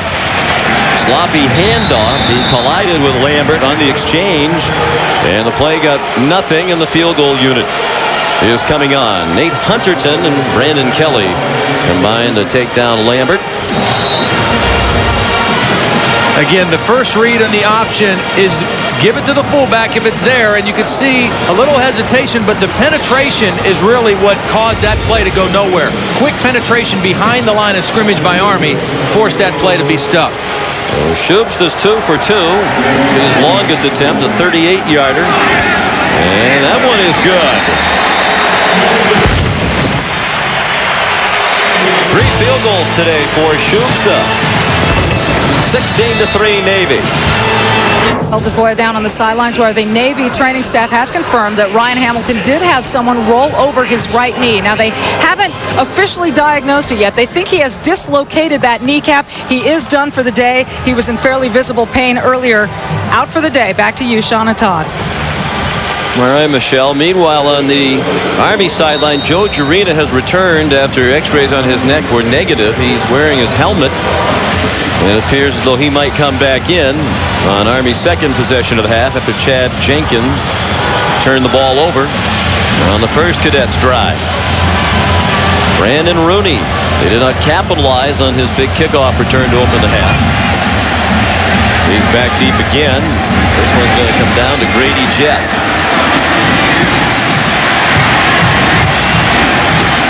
And he runs it back to the 26-yard line. Tackled by Eric Homa. Time now for our Rigid Tools Scholar Athlete Award. Special today in that we have 2 scholar athletes, multiple winners of the award. They are Army's tight end Sean Castillo and Navy center Terrence Anderson. Rigid Tools' commitment to the investment of our future is shown today by donating $1,000 to the United States Military Academy and the United States Naval Academy's General Scholarship Fund. Both of our winners today recently named National Football Foundation and College Hall of Fame scholar athletes. They are 2 of the 9 Division I-A football players around the country so honored. Wallace, the ball carrier. Jurina back in at quarterback. Sean Castillo, there he is, the senior from Willis, Texas, Rhodes Scholar candidate, engineering management major. In Willis, Texas, grew up on a 15-acre ranch. Grew up in the shadow of Texas A&M University. Lifelong dream to play for the Aggies, but they didn't offer him a scholarship. The offensive captain for the Tonga team. Wallace, the ball carrier. And Brad Wimsatt made the tackle. We spoke with Sean Castillo yesterday about being the captain. Yeah. He echoed a lot of what the Navy captain said when we asked him about it. So really any of the seniors could be captains. They're all leadership types by virtue of their standing in the academy. Sean Castillo said, it's the greatest honor I've ever had because it comes from the people I respect most in the world, my teammates and coaches. And there's Terrence Anderson on his way to medical school. Dad, a football coach, coached at Oklahoma State for a while. There's a deep throw. And a catch made by Grady Jett. In a Navy territory to the 43-yard line. A gain of 27. Jamie Doffermeyer made the tackle. A huge play by Joe Jurina trying to rally his team now. They don't throw the ball very much, but they've got to make some plays down the field to change field position, and they get it this time. Grady Jett, their main receiver, working against the safety, Doffermeyer, and it's a good throw by Joe Jurina away from the defender. Nearly midway through the third quarter. That's a lateral, and Jett dropped for a loss. John Chavos took him down. A little chest bumping by Chavos after the play. John's a senior. Moved from safety to linebacker this year. The coaches say he's a little undersized to play linebacker at 201 pounds, but he makes plays, and we've seen him make several today. That was a heck of a play there. You know, he wasn't quite quick enough to play in the secondary, but he's certainly quick enough to run from his outside linebacker spot there and make the tackle for a loss. Loss of 2, back to the 45. Jurina lost the football as he's starting to wind up to throw. And Army got it back. Brad Wimsatt knocked the ball out of the hand of Jurina. But the Cadets recovered at the 47-yard line. Wimsatt with a great outside rush against the tackle, Overstreet, and you can see Jurina had not started to throw the football, and Wimsatt got his hand on the ball and knocked it loose. Brandon Calhoun, the center, got it back. And now those long yardage situations that are so difficult for the offense, confusion in the huddle, and they use a timeout. I mean, that could be costly later on. 7:05 remaining in the third quarter. 100th Army-Navy game. Navy has a 13-point lead. Senior offensive line helped Ron Dane bring up 19 touchdowns, over 1,800 yards rushing, and of course the clincher, the NCAA all-time rushing mark, makes it AUTO-matic. As far as I'm concerned, you deserve some hardware. Nice job in your first year with this partner. Thank you, my friend. I appreciate it. All right, for more information on the Suzuki Heisman Watch, log on to cbs.sportsline.com.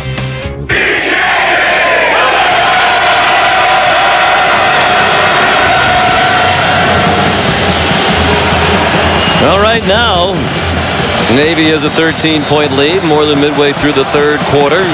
Third down and 14 for Army at the Navy 47. Jarena has time, going deep down the middle. It is intercepted. There's a flag down. Chris Lepore picked it off, but it looked like the receiver was being held as he ran down the hash marks. Grady Jett, the intended target. Yeah, the one safety got the pick off, but the other one, Doffermeyer, is going to grab Grady Jett as he runs by. There's 24 Doffermeyer, clearly grabbed him as he was beat and took the interception away from Lepore. A very fortunate play for Army. Third down and long yardage. It's not their cup of tea. They get the penalty. Holding call.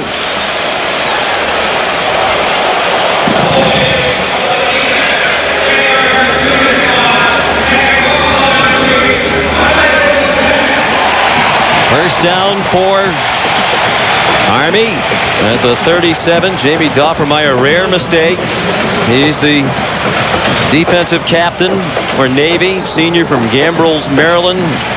Grew up about 10 miles from the Naval Academy. He said he's been struggling all week with the idea that this is his last college football game. Also a terrific lacrosse player at the Naval Academy. Jarena down to the 35-yard line. Chris Lepore in on the stop. Lepore and Doffermeyer have a very close relationship too. Lepore is a junior. He said when he first got to the academy, Doffermeyer took him under his wing. We were talking about the emotion involved in this game for Navy yesterday with Chris Lepore. He said after they had the narrow loss at Notre Dame, Lepore, the junior, said, I can't wait to get those guys next year. And Jamie Doffermeyer said, there isn't going to be a next year for me. And that's the way they feel about this game as well. Jamie Doffermeyer, the senior, this last chance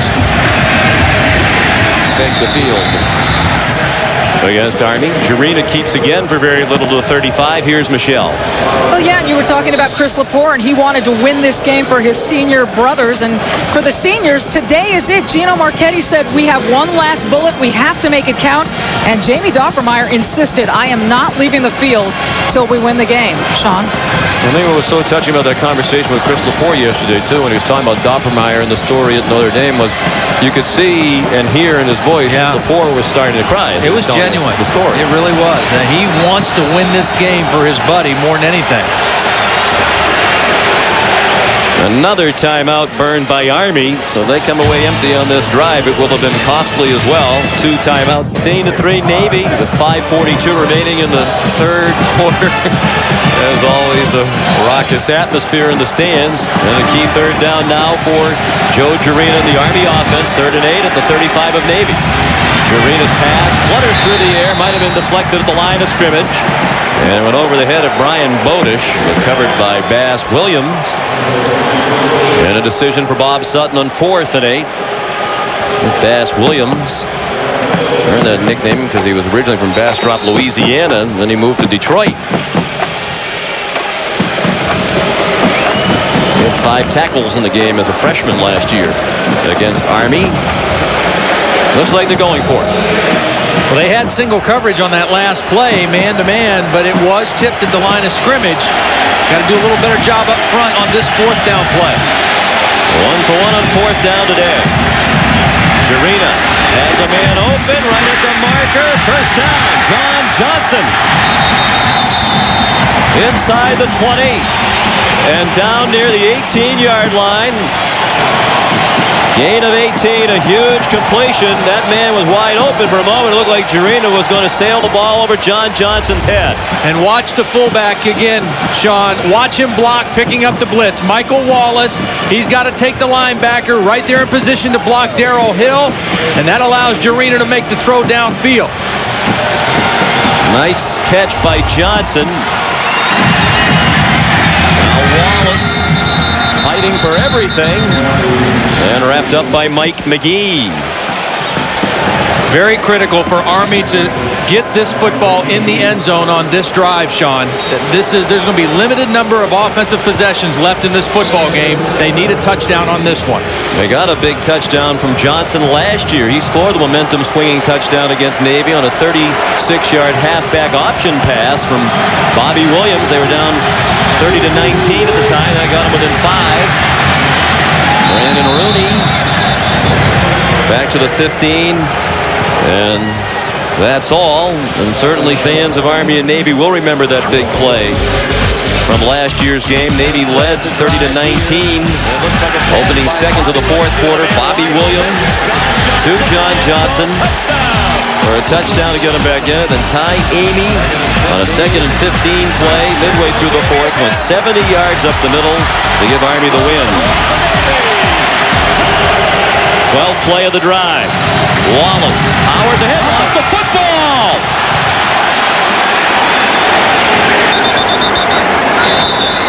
Army's had a big problem with lost fumbles in recent weeks.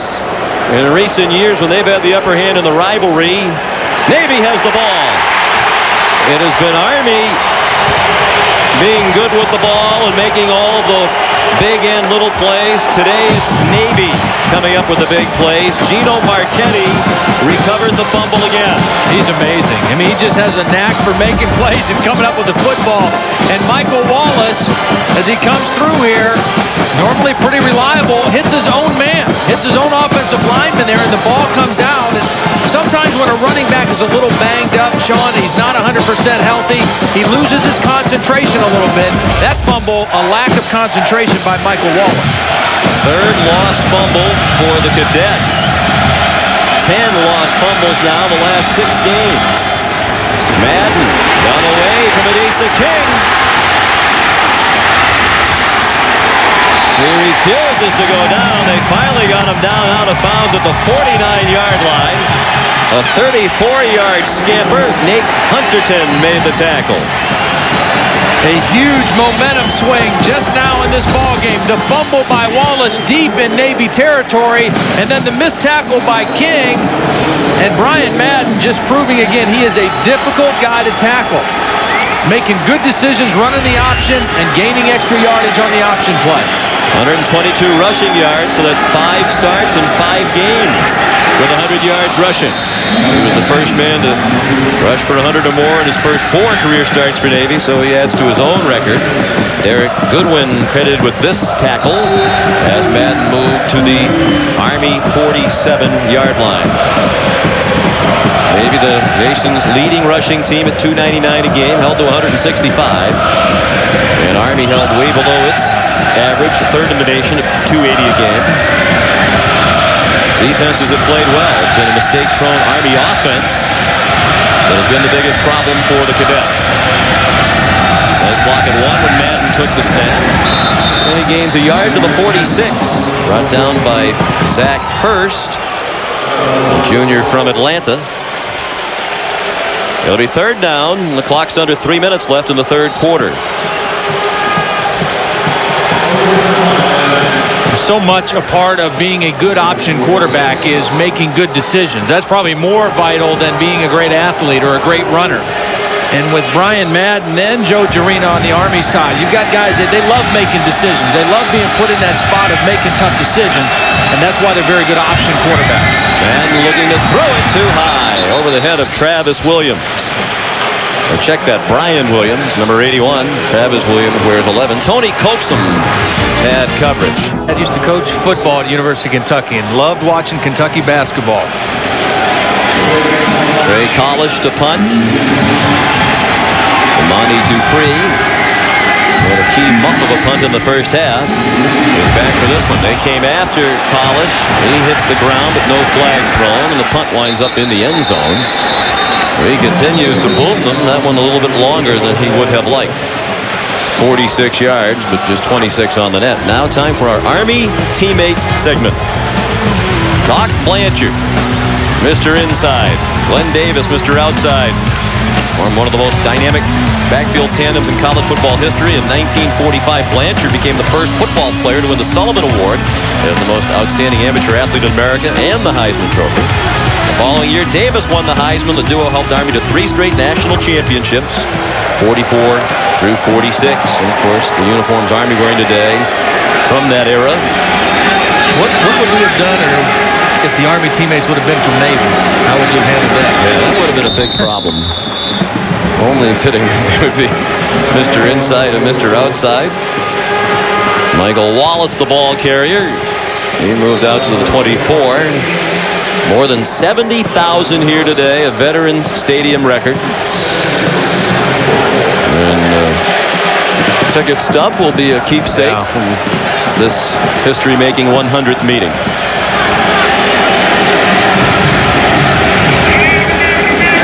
Again, stacked up at the 25. And the ball is bouncing around. David Rhino put the hit on Wallace. Rhino, a Navy man. His brother Tom was a linebacker at Navy, graduated 2 years ago, and is now a Navy SEAL stationed in the USS Roosevelt off the coast of Greece. Younger brother Dan Rhino, a sophomore linebacker at Navy. And David hopes to lose 60 pounds and become a pilot. Yeah, we may have to get him in touch with Ed Cunningham and get him on his diet. Ed was about 290 when he played, about 220 now. Here's Jarena. Stopped well short of the first down by John Chavos. Minute left in the third quarter. 4th down upcoming for Army, and with this much time left, Bob Sutton's going to punt. You know, Sean, I think the biggest key for Navy in this ballgame has been their run defense. They've done a great job of stopping the run. Last year, Army ran for a season-high 401 yards against Navy. A lot of the same people, but they're playing much, much better today against the run. A rare poor punt in this game from Graham White. Willie Hubbard thought about picking it up and then danced away. A 35-yard punt. Well, here is the much slimmer than he used to be at Cunningham. Thanks, Sean. It's a 100th meeting of Army-Navy, the 100th year that they played in Philadelphia. It's also the 100th anniversary of the Veterans of Foreign Wars. They have a helmet sticker with their motto, "We do anything for this country." They also had a commemorative coin for the toss to begin the game. Everybody's celebrating, and I'm going to meet with a couple of guys after the game and give them my diet. I'm starting to write a book for it, Sean. Okay.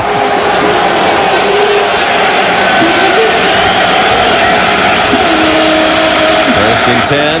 The handoff to Raheem Lambert. Out to the 43. Ed mentioned the helmet decals. You may have noticed that all midshipmen in the stadium here today are wearing a sticker with the initial CW. That's for Christopher Wilson of Dayton, Tennessee, a midshipman who passed away on Tuesday. And that's the reason for the CW sticker being worn by all midshipmen today.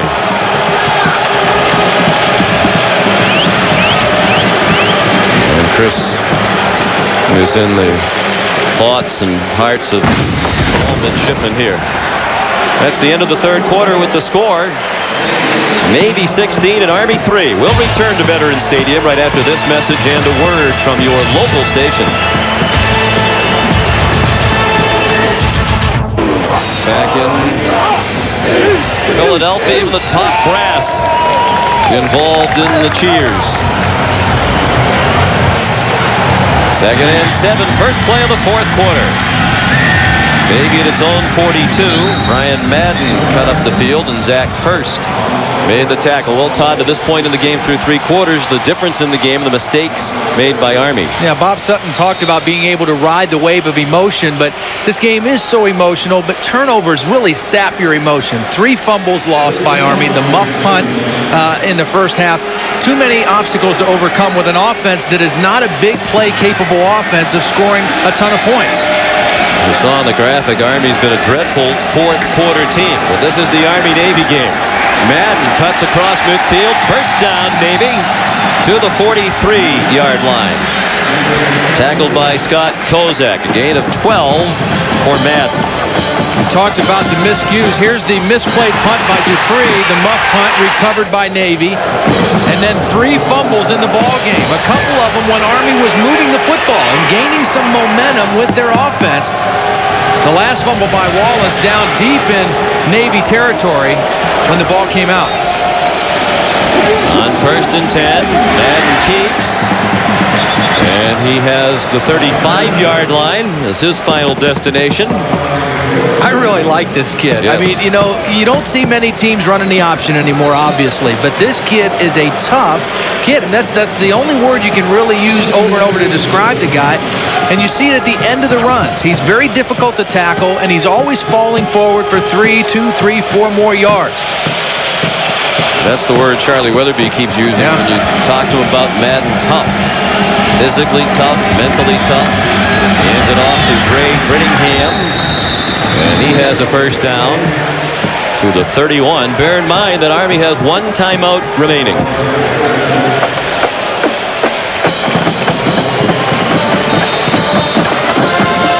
Madden has almost doubled the entire Army team's rushing total with his 137 yards.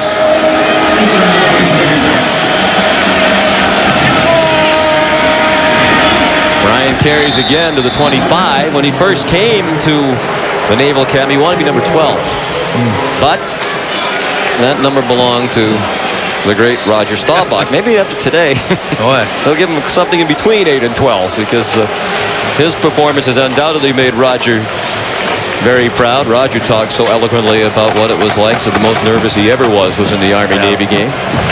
Well, he did something Roger never did, as you mentioned earlier. The first guy ever for his first 4 career starts to rush for over 100 yards, and he's done it again today.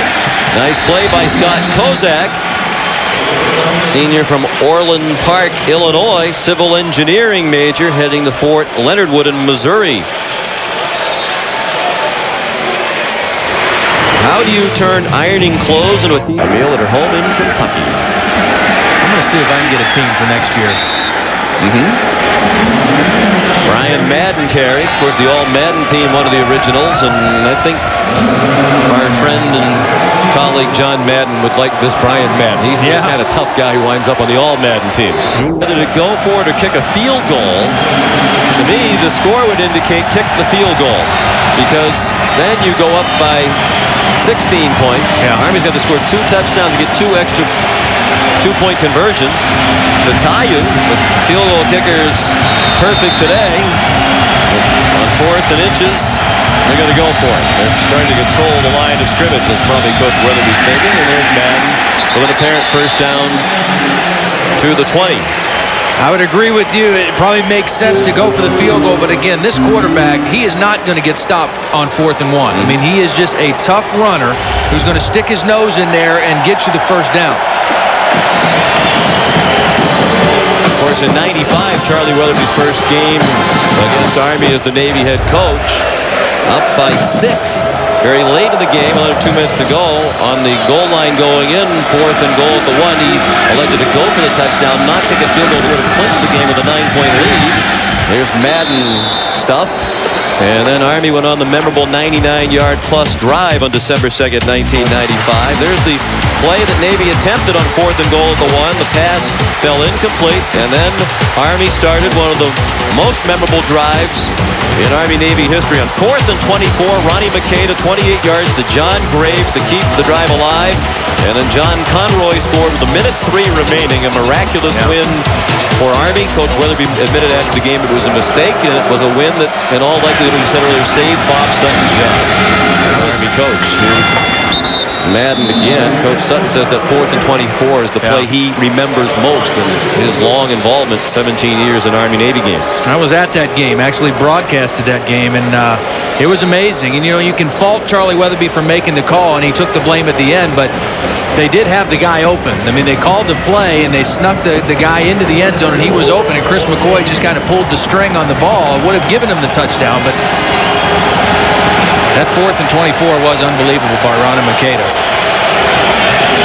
3rd and 4. Navy taking a lot of time off the clock. We're down to 10 minutes remaining. Steve Hawley dropped for a loss. Back at the 22-yard line. Derek Goodwin, who's had a strong game at safety, up to make the play. Junior from San Diego. The coaches tell us he's their best all-around defensive back, and he's looked like it today.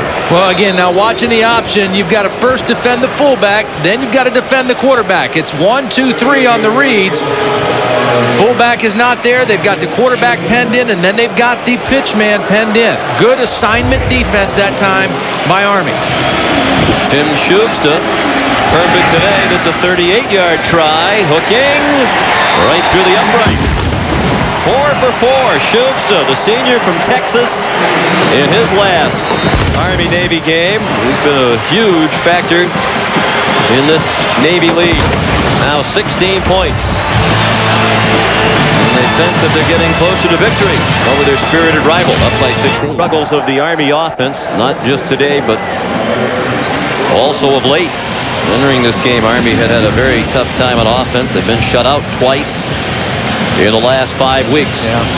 You know, and since they installed the wishbone in '84, they only were shut out 5 times, and 2 of those this year, and only 3 points on the board right now.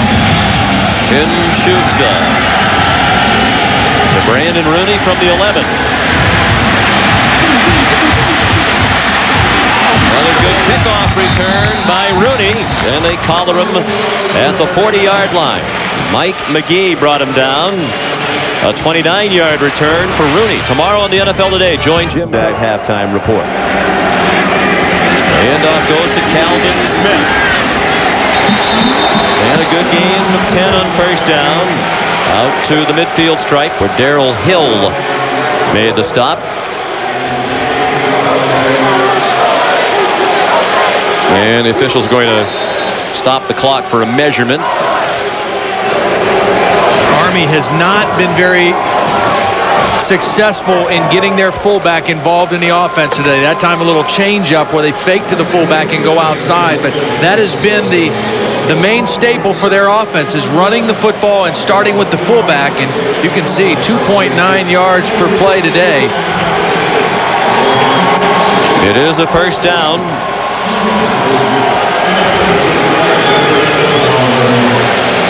Right at the midfield stripe. They need to score and score quickly.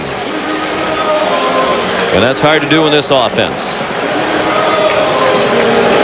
They've got to speed up their tempo a little bit. If nothing else, they've got to get in and out of the huddle a little bit quicker because they need to score a couple times. There's Wallace. They do establish the fullback on that play, and he almost burst through toward the end zone for a touchdown.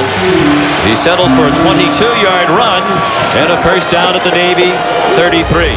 This is not option football here. This is just a zone play, giving it to the fullback and letting him find a crease, and he does a nice job of getting in behind the lineman, reading the flow of the defense, and then cutting back against the grain a little bit. It's actually a gain of 17 for Wallace. He gets the call again and gets taken down by Brad Wimsatt at the 29-yard line. Pick up the tempo. And said Warner nearest the camera, his second year as offensive coordinator. Alton McCallum took the handoff. Lots of stability on this Army staff. Mentioned not only Bob Sutton fighting perhaps to save his job, but the assistants are affected as well. And regardless of the outcome of this game, Todd, I just think it would be a colossal mistake if Army lets Bob Sutton go as head coach. We talked with the players yesterday. I remember the words of Sean Castillo. We all feel a great deal of love and respect for him. He has tremendous football knowledge, a great understanding of Army football. He's a great motivator, a great man. We've learned many lessons from him on and off the field. Wallace was stopped. The overall record under 500. The record against Navy, terrific. His tenure the second longest, and the legendary Red Blake. But to me, he is everything that an Army football coach should be. A great man. Yeah, it's a tough situation for him. Obviously, a new athletic director in the mix, and most of the time, those guys like to have their own people and have a chance to do things the way they want. But Bob Sutton, certainly, if there's ever a guy who fits the program there where he's coaching, it's Bob Sutton at Army. I mean, he's a perfect fit for what they do, the kind of kids they have. Great competitor. They do have a new athletic director in West Point. Rick Greenspan came from Illinois State. He makes no bones about it. He's emphasizing winning. And he's made no commitment to Bob Sutton and his staff beyond this year. Sutton has 1 year left. Jarena throws, low throw, but it is caught. No, one official says no catch. The other official said a catch. The official running in from the far sideline. And that's a huge call. Jarena, it was not a great pass. The officials are conferring. It looked like the official on the far side might have had the better view of it. That looked like he was a catch. Yeah, the official in the middle of the field ruled it no catch. Well, first of all, it should have been a touchdown. It's a catch. It should have been a touchdown if Joe Jarena didn't pull the string on it. He saw his man so wide open that he tried to guide this one in there instead of let it rip. But he did a great job. Smith did a great job of coming back and getting his hands under the football, and they are going to make the change, and a good job by this Conference USA officiating crew. It was not a well-thrown ball by Jarena, but it was a great effort by Calvin Smith to come back to the football and make the catch. That was a catch. You wonder if the fact that the replays were being played on the big screen here at Veterans Stadium had any influence. Jarena thought he had the big completion. Good teamwork by the officials. The important thing is in the end they made the right call. 7-yard line, the spot of the ball. First and goal, 6.5 minutes left. They desperately need a touchdown. There's Alton McCallum, tackled by John Chavos at the 5. And again, Sean, I don't want to harp on this point, but had that ball been thrown ahead of the receiver, this would have been a touchdown and no more time running off the clock before Army kicks the football. Now they may have to take a couple more plays and much more valuable time off the clock to get that touchdown. They had a perfect setup there on 4th and 1 and didn't get the touchdown. They've been dreadful in the red zone over the second half of the season. Haven't been there very often, 9 times. Wallace bangs down to the 2-yard line. It'll be 3rd and goal, and the clock runs under 6 minutes remaining. 4th and 1. Now here's Calvin Smith, and watch him as he gets right through the secondary. Navy thinking run all the way. The safeties come up, and he's got a touchdown. If that ball's thrown out in front of him, it's an easy touchdown for Calvin Smith. As it is, it's first down inside the 5. And they're in 4-down country. A field goal does them no good. Wallace won't get there. Lots of traffic. No room to run. They're going to need 2 on 4th down. 1 timeout. Left for 3 on 4th down today. 4th and goal from the 2. Play action fake by Jarena. Throws back. A man is wide open. Touchdown! Sean Castillo.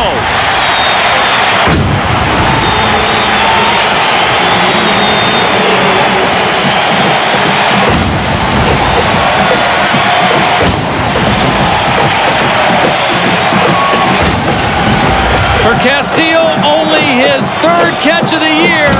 But watch him right here as the play goes away from him. Actually coming down from down here on the other side. The play goes away from him. He drifts to the other side of the end zone all by himself. And the co-captain gets Army back in the game.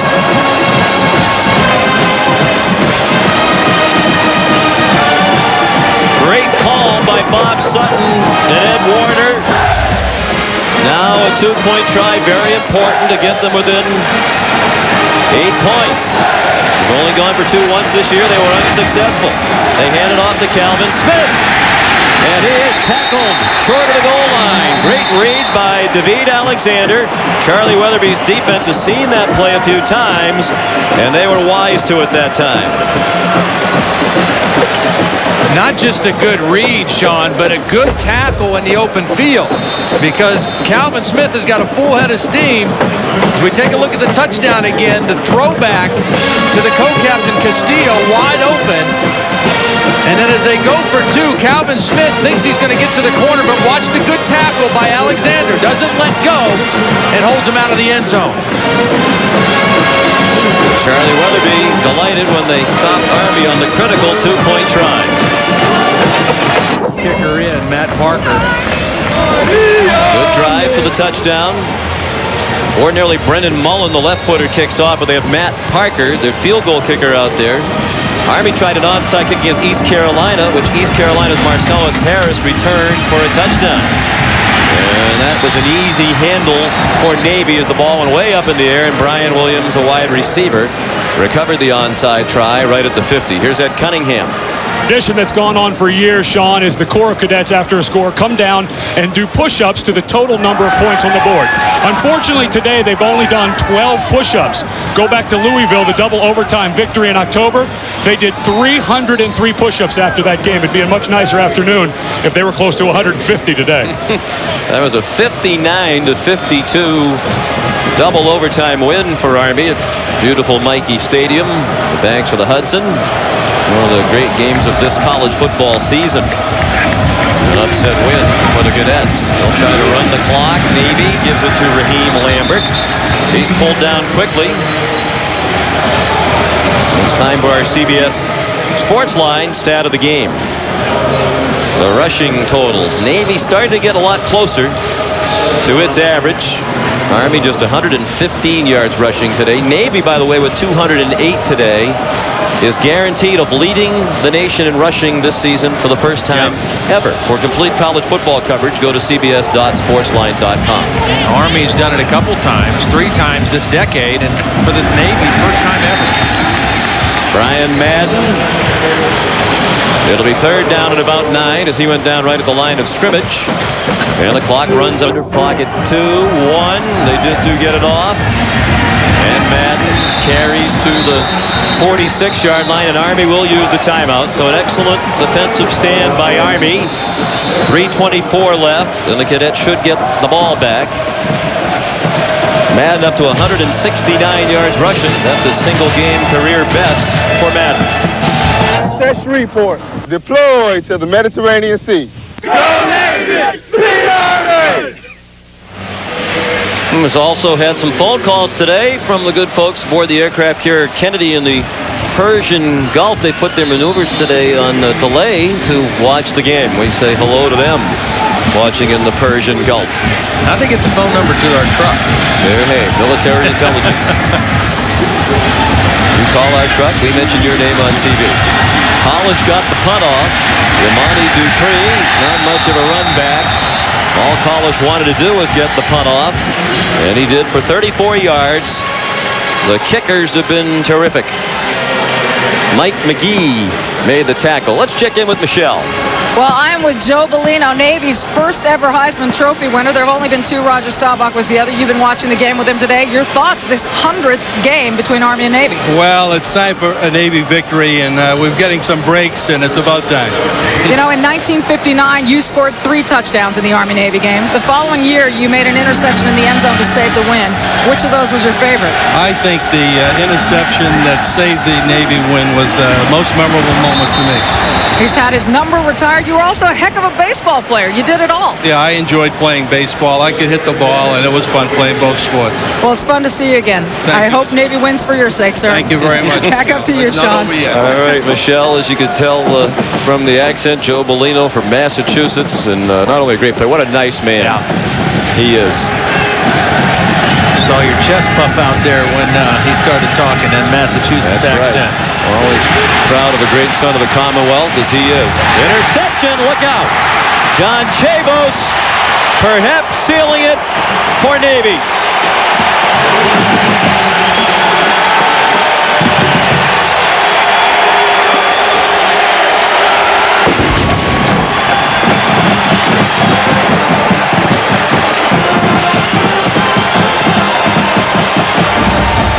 Well, it was the pressure from Marchetti that forced him out of the pocket, and then an ill-advised throw back across the middle by Joe Jarena.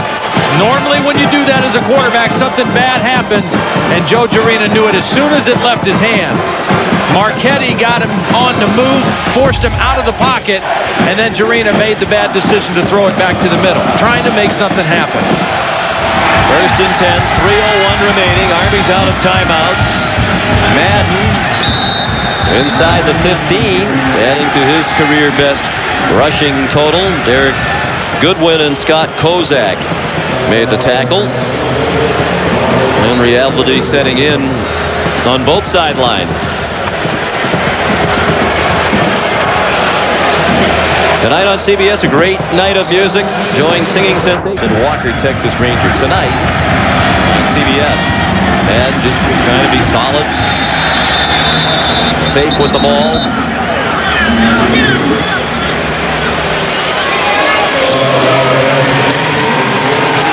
And Bob Sutton looking up at the clock that might be ticking off the final seconds of his Army coaching career.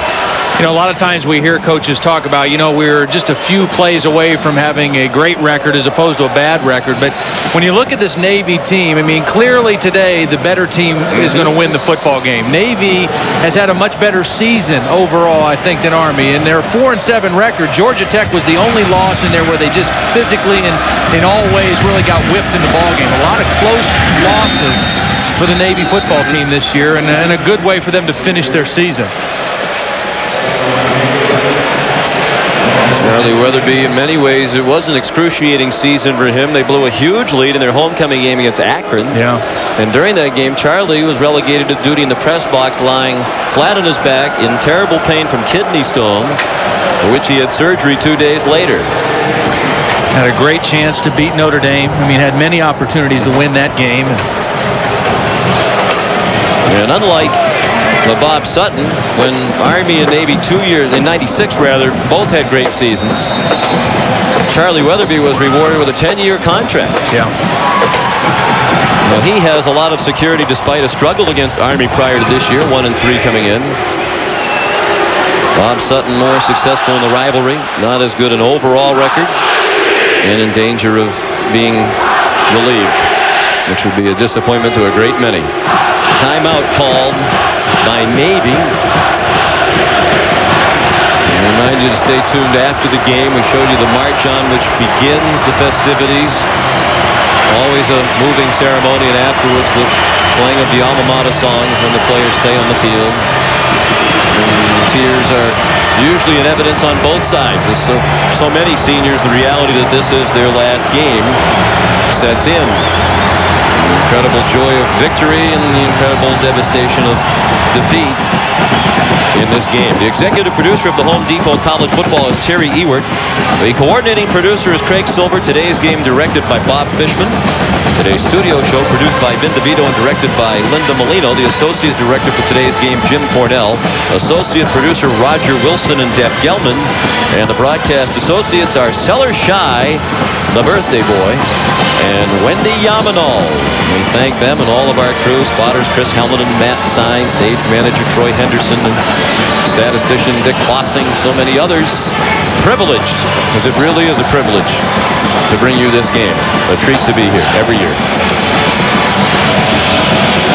You know, you made the point earlier about the co-captains in this game and what a tremendous honor they feel as being chosen as the leaders of their teams. And I think one of the most amazing things to me is when you look through the media guides of all these players, I mean, almost all of them were multiple captains of more than one sport on their high school team. Some of them even when they were juniors and seniors. And so all these guys are capable of being great leaders. And to see the co-captains and how they cherish that responsibility, and to know now they were the co-captain in the 100th game, quite an honor for those men.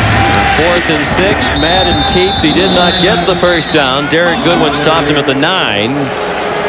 So Army will take over on downs. Charlie Weatherby didn't want to risk a field goal and a potential disaster with a block. So 49 seconds ahead by 10. That's a situation Charlie feels comfortable with. No, I didn't run much option when I played. We ran a little bit, and the only rule of thumb I remember from the option was when in doubt, don't pitch it out. And I think Brian Madden has that same rule of thumb. He is not going to pitch it very often. He would rather have the ball in his hands. And I'll tell you what, he's been pretty successful with the ball in his hands today. The second straight year, Army will finish the year at 3-8. Moving along the line, but no flags. Jarena throws it out of the end zone, short of Omari Thompson.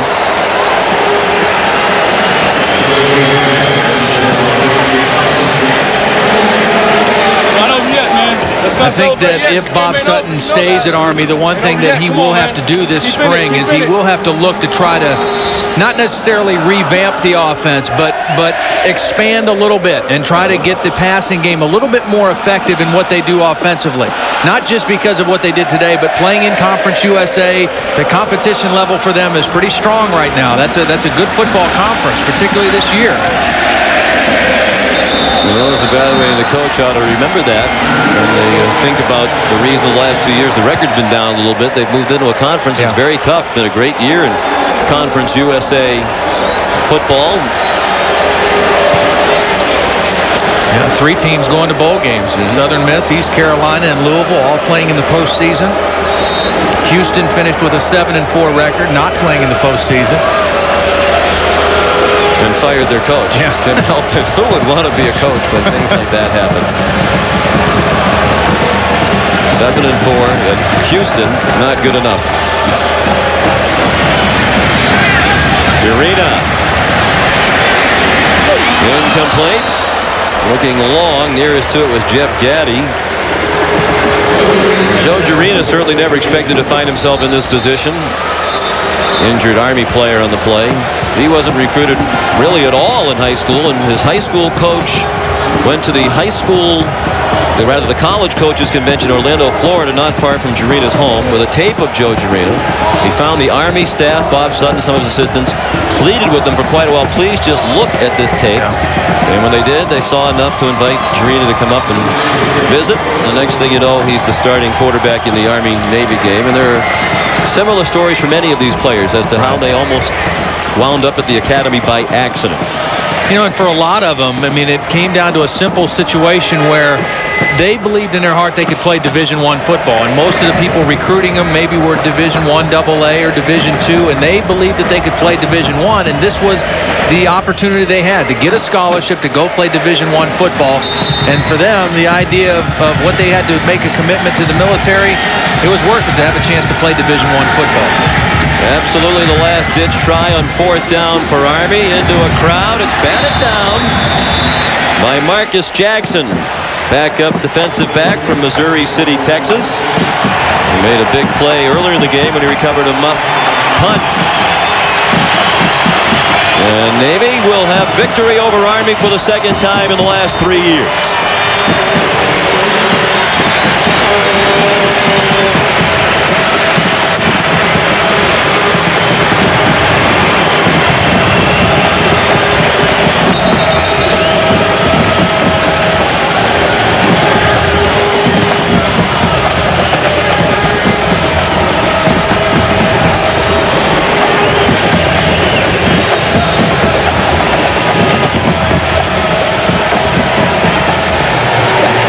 Just 24 seconds left. All they need to do is take a knee once. And Navy will be victorious in the 100th Army-Navy game. And the Mids will complete this season at 5-7.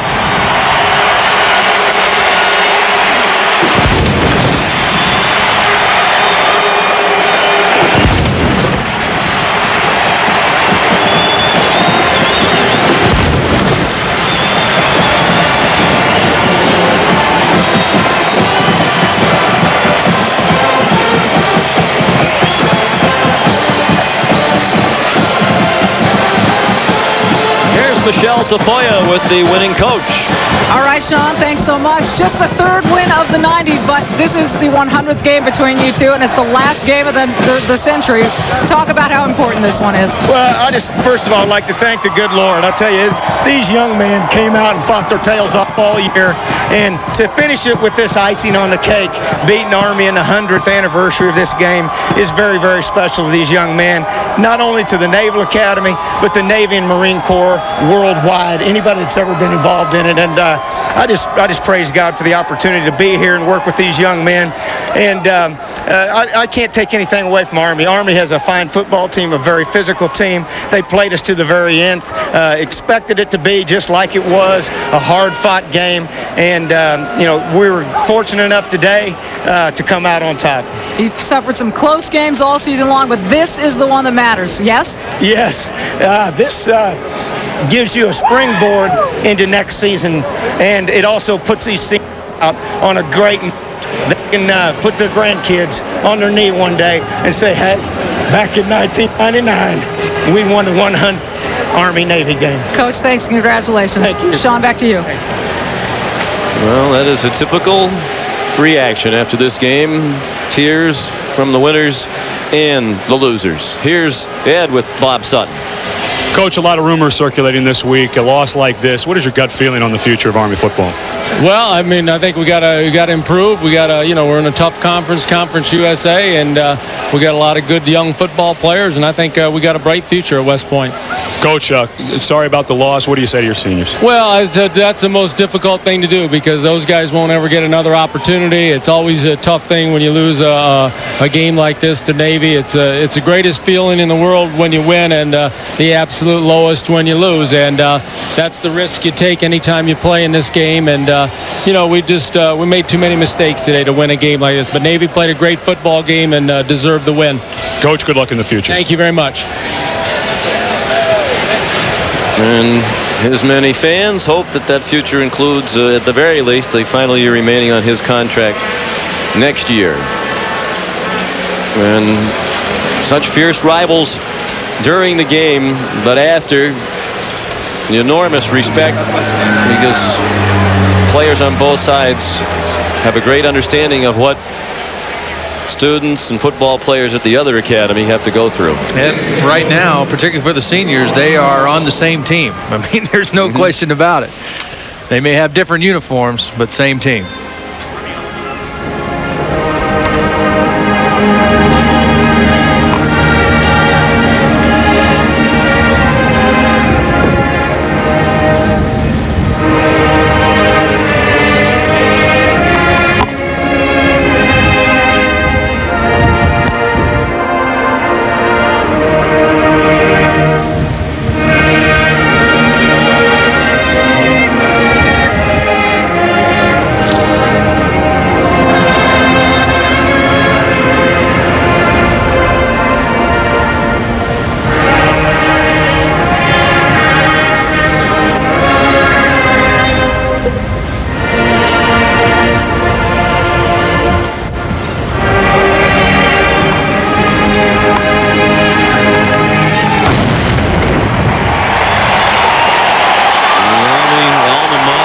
On both teams over on the Army side facing the band, but this is the song the Navy players have been waiting to hear over on their side.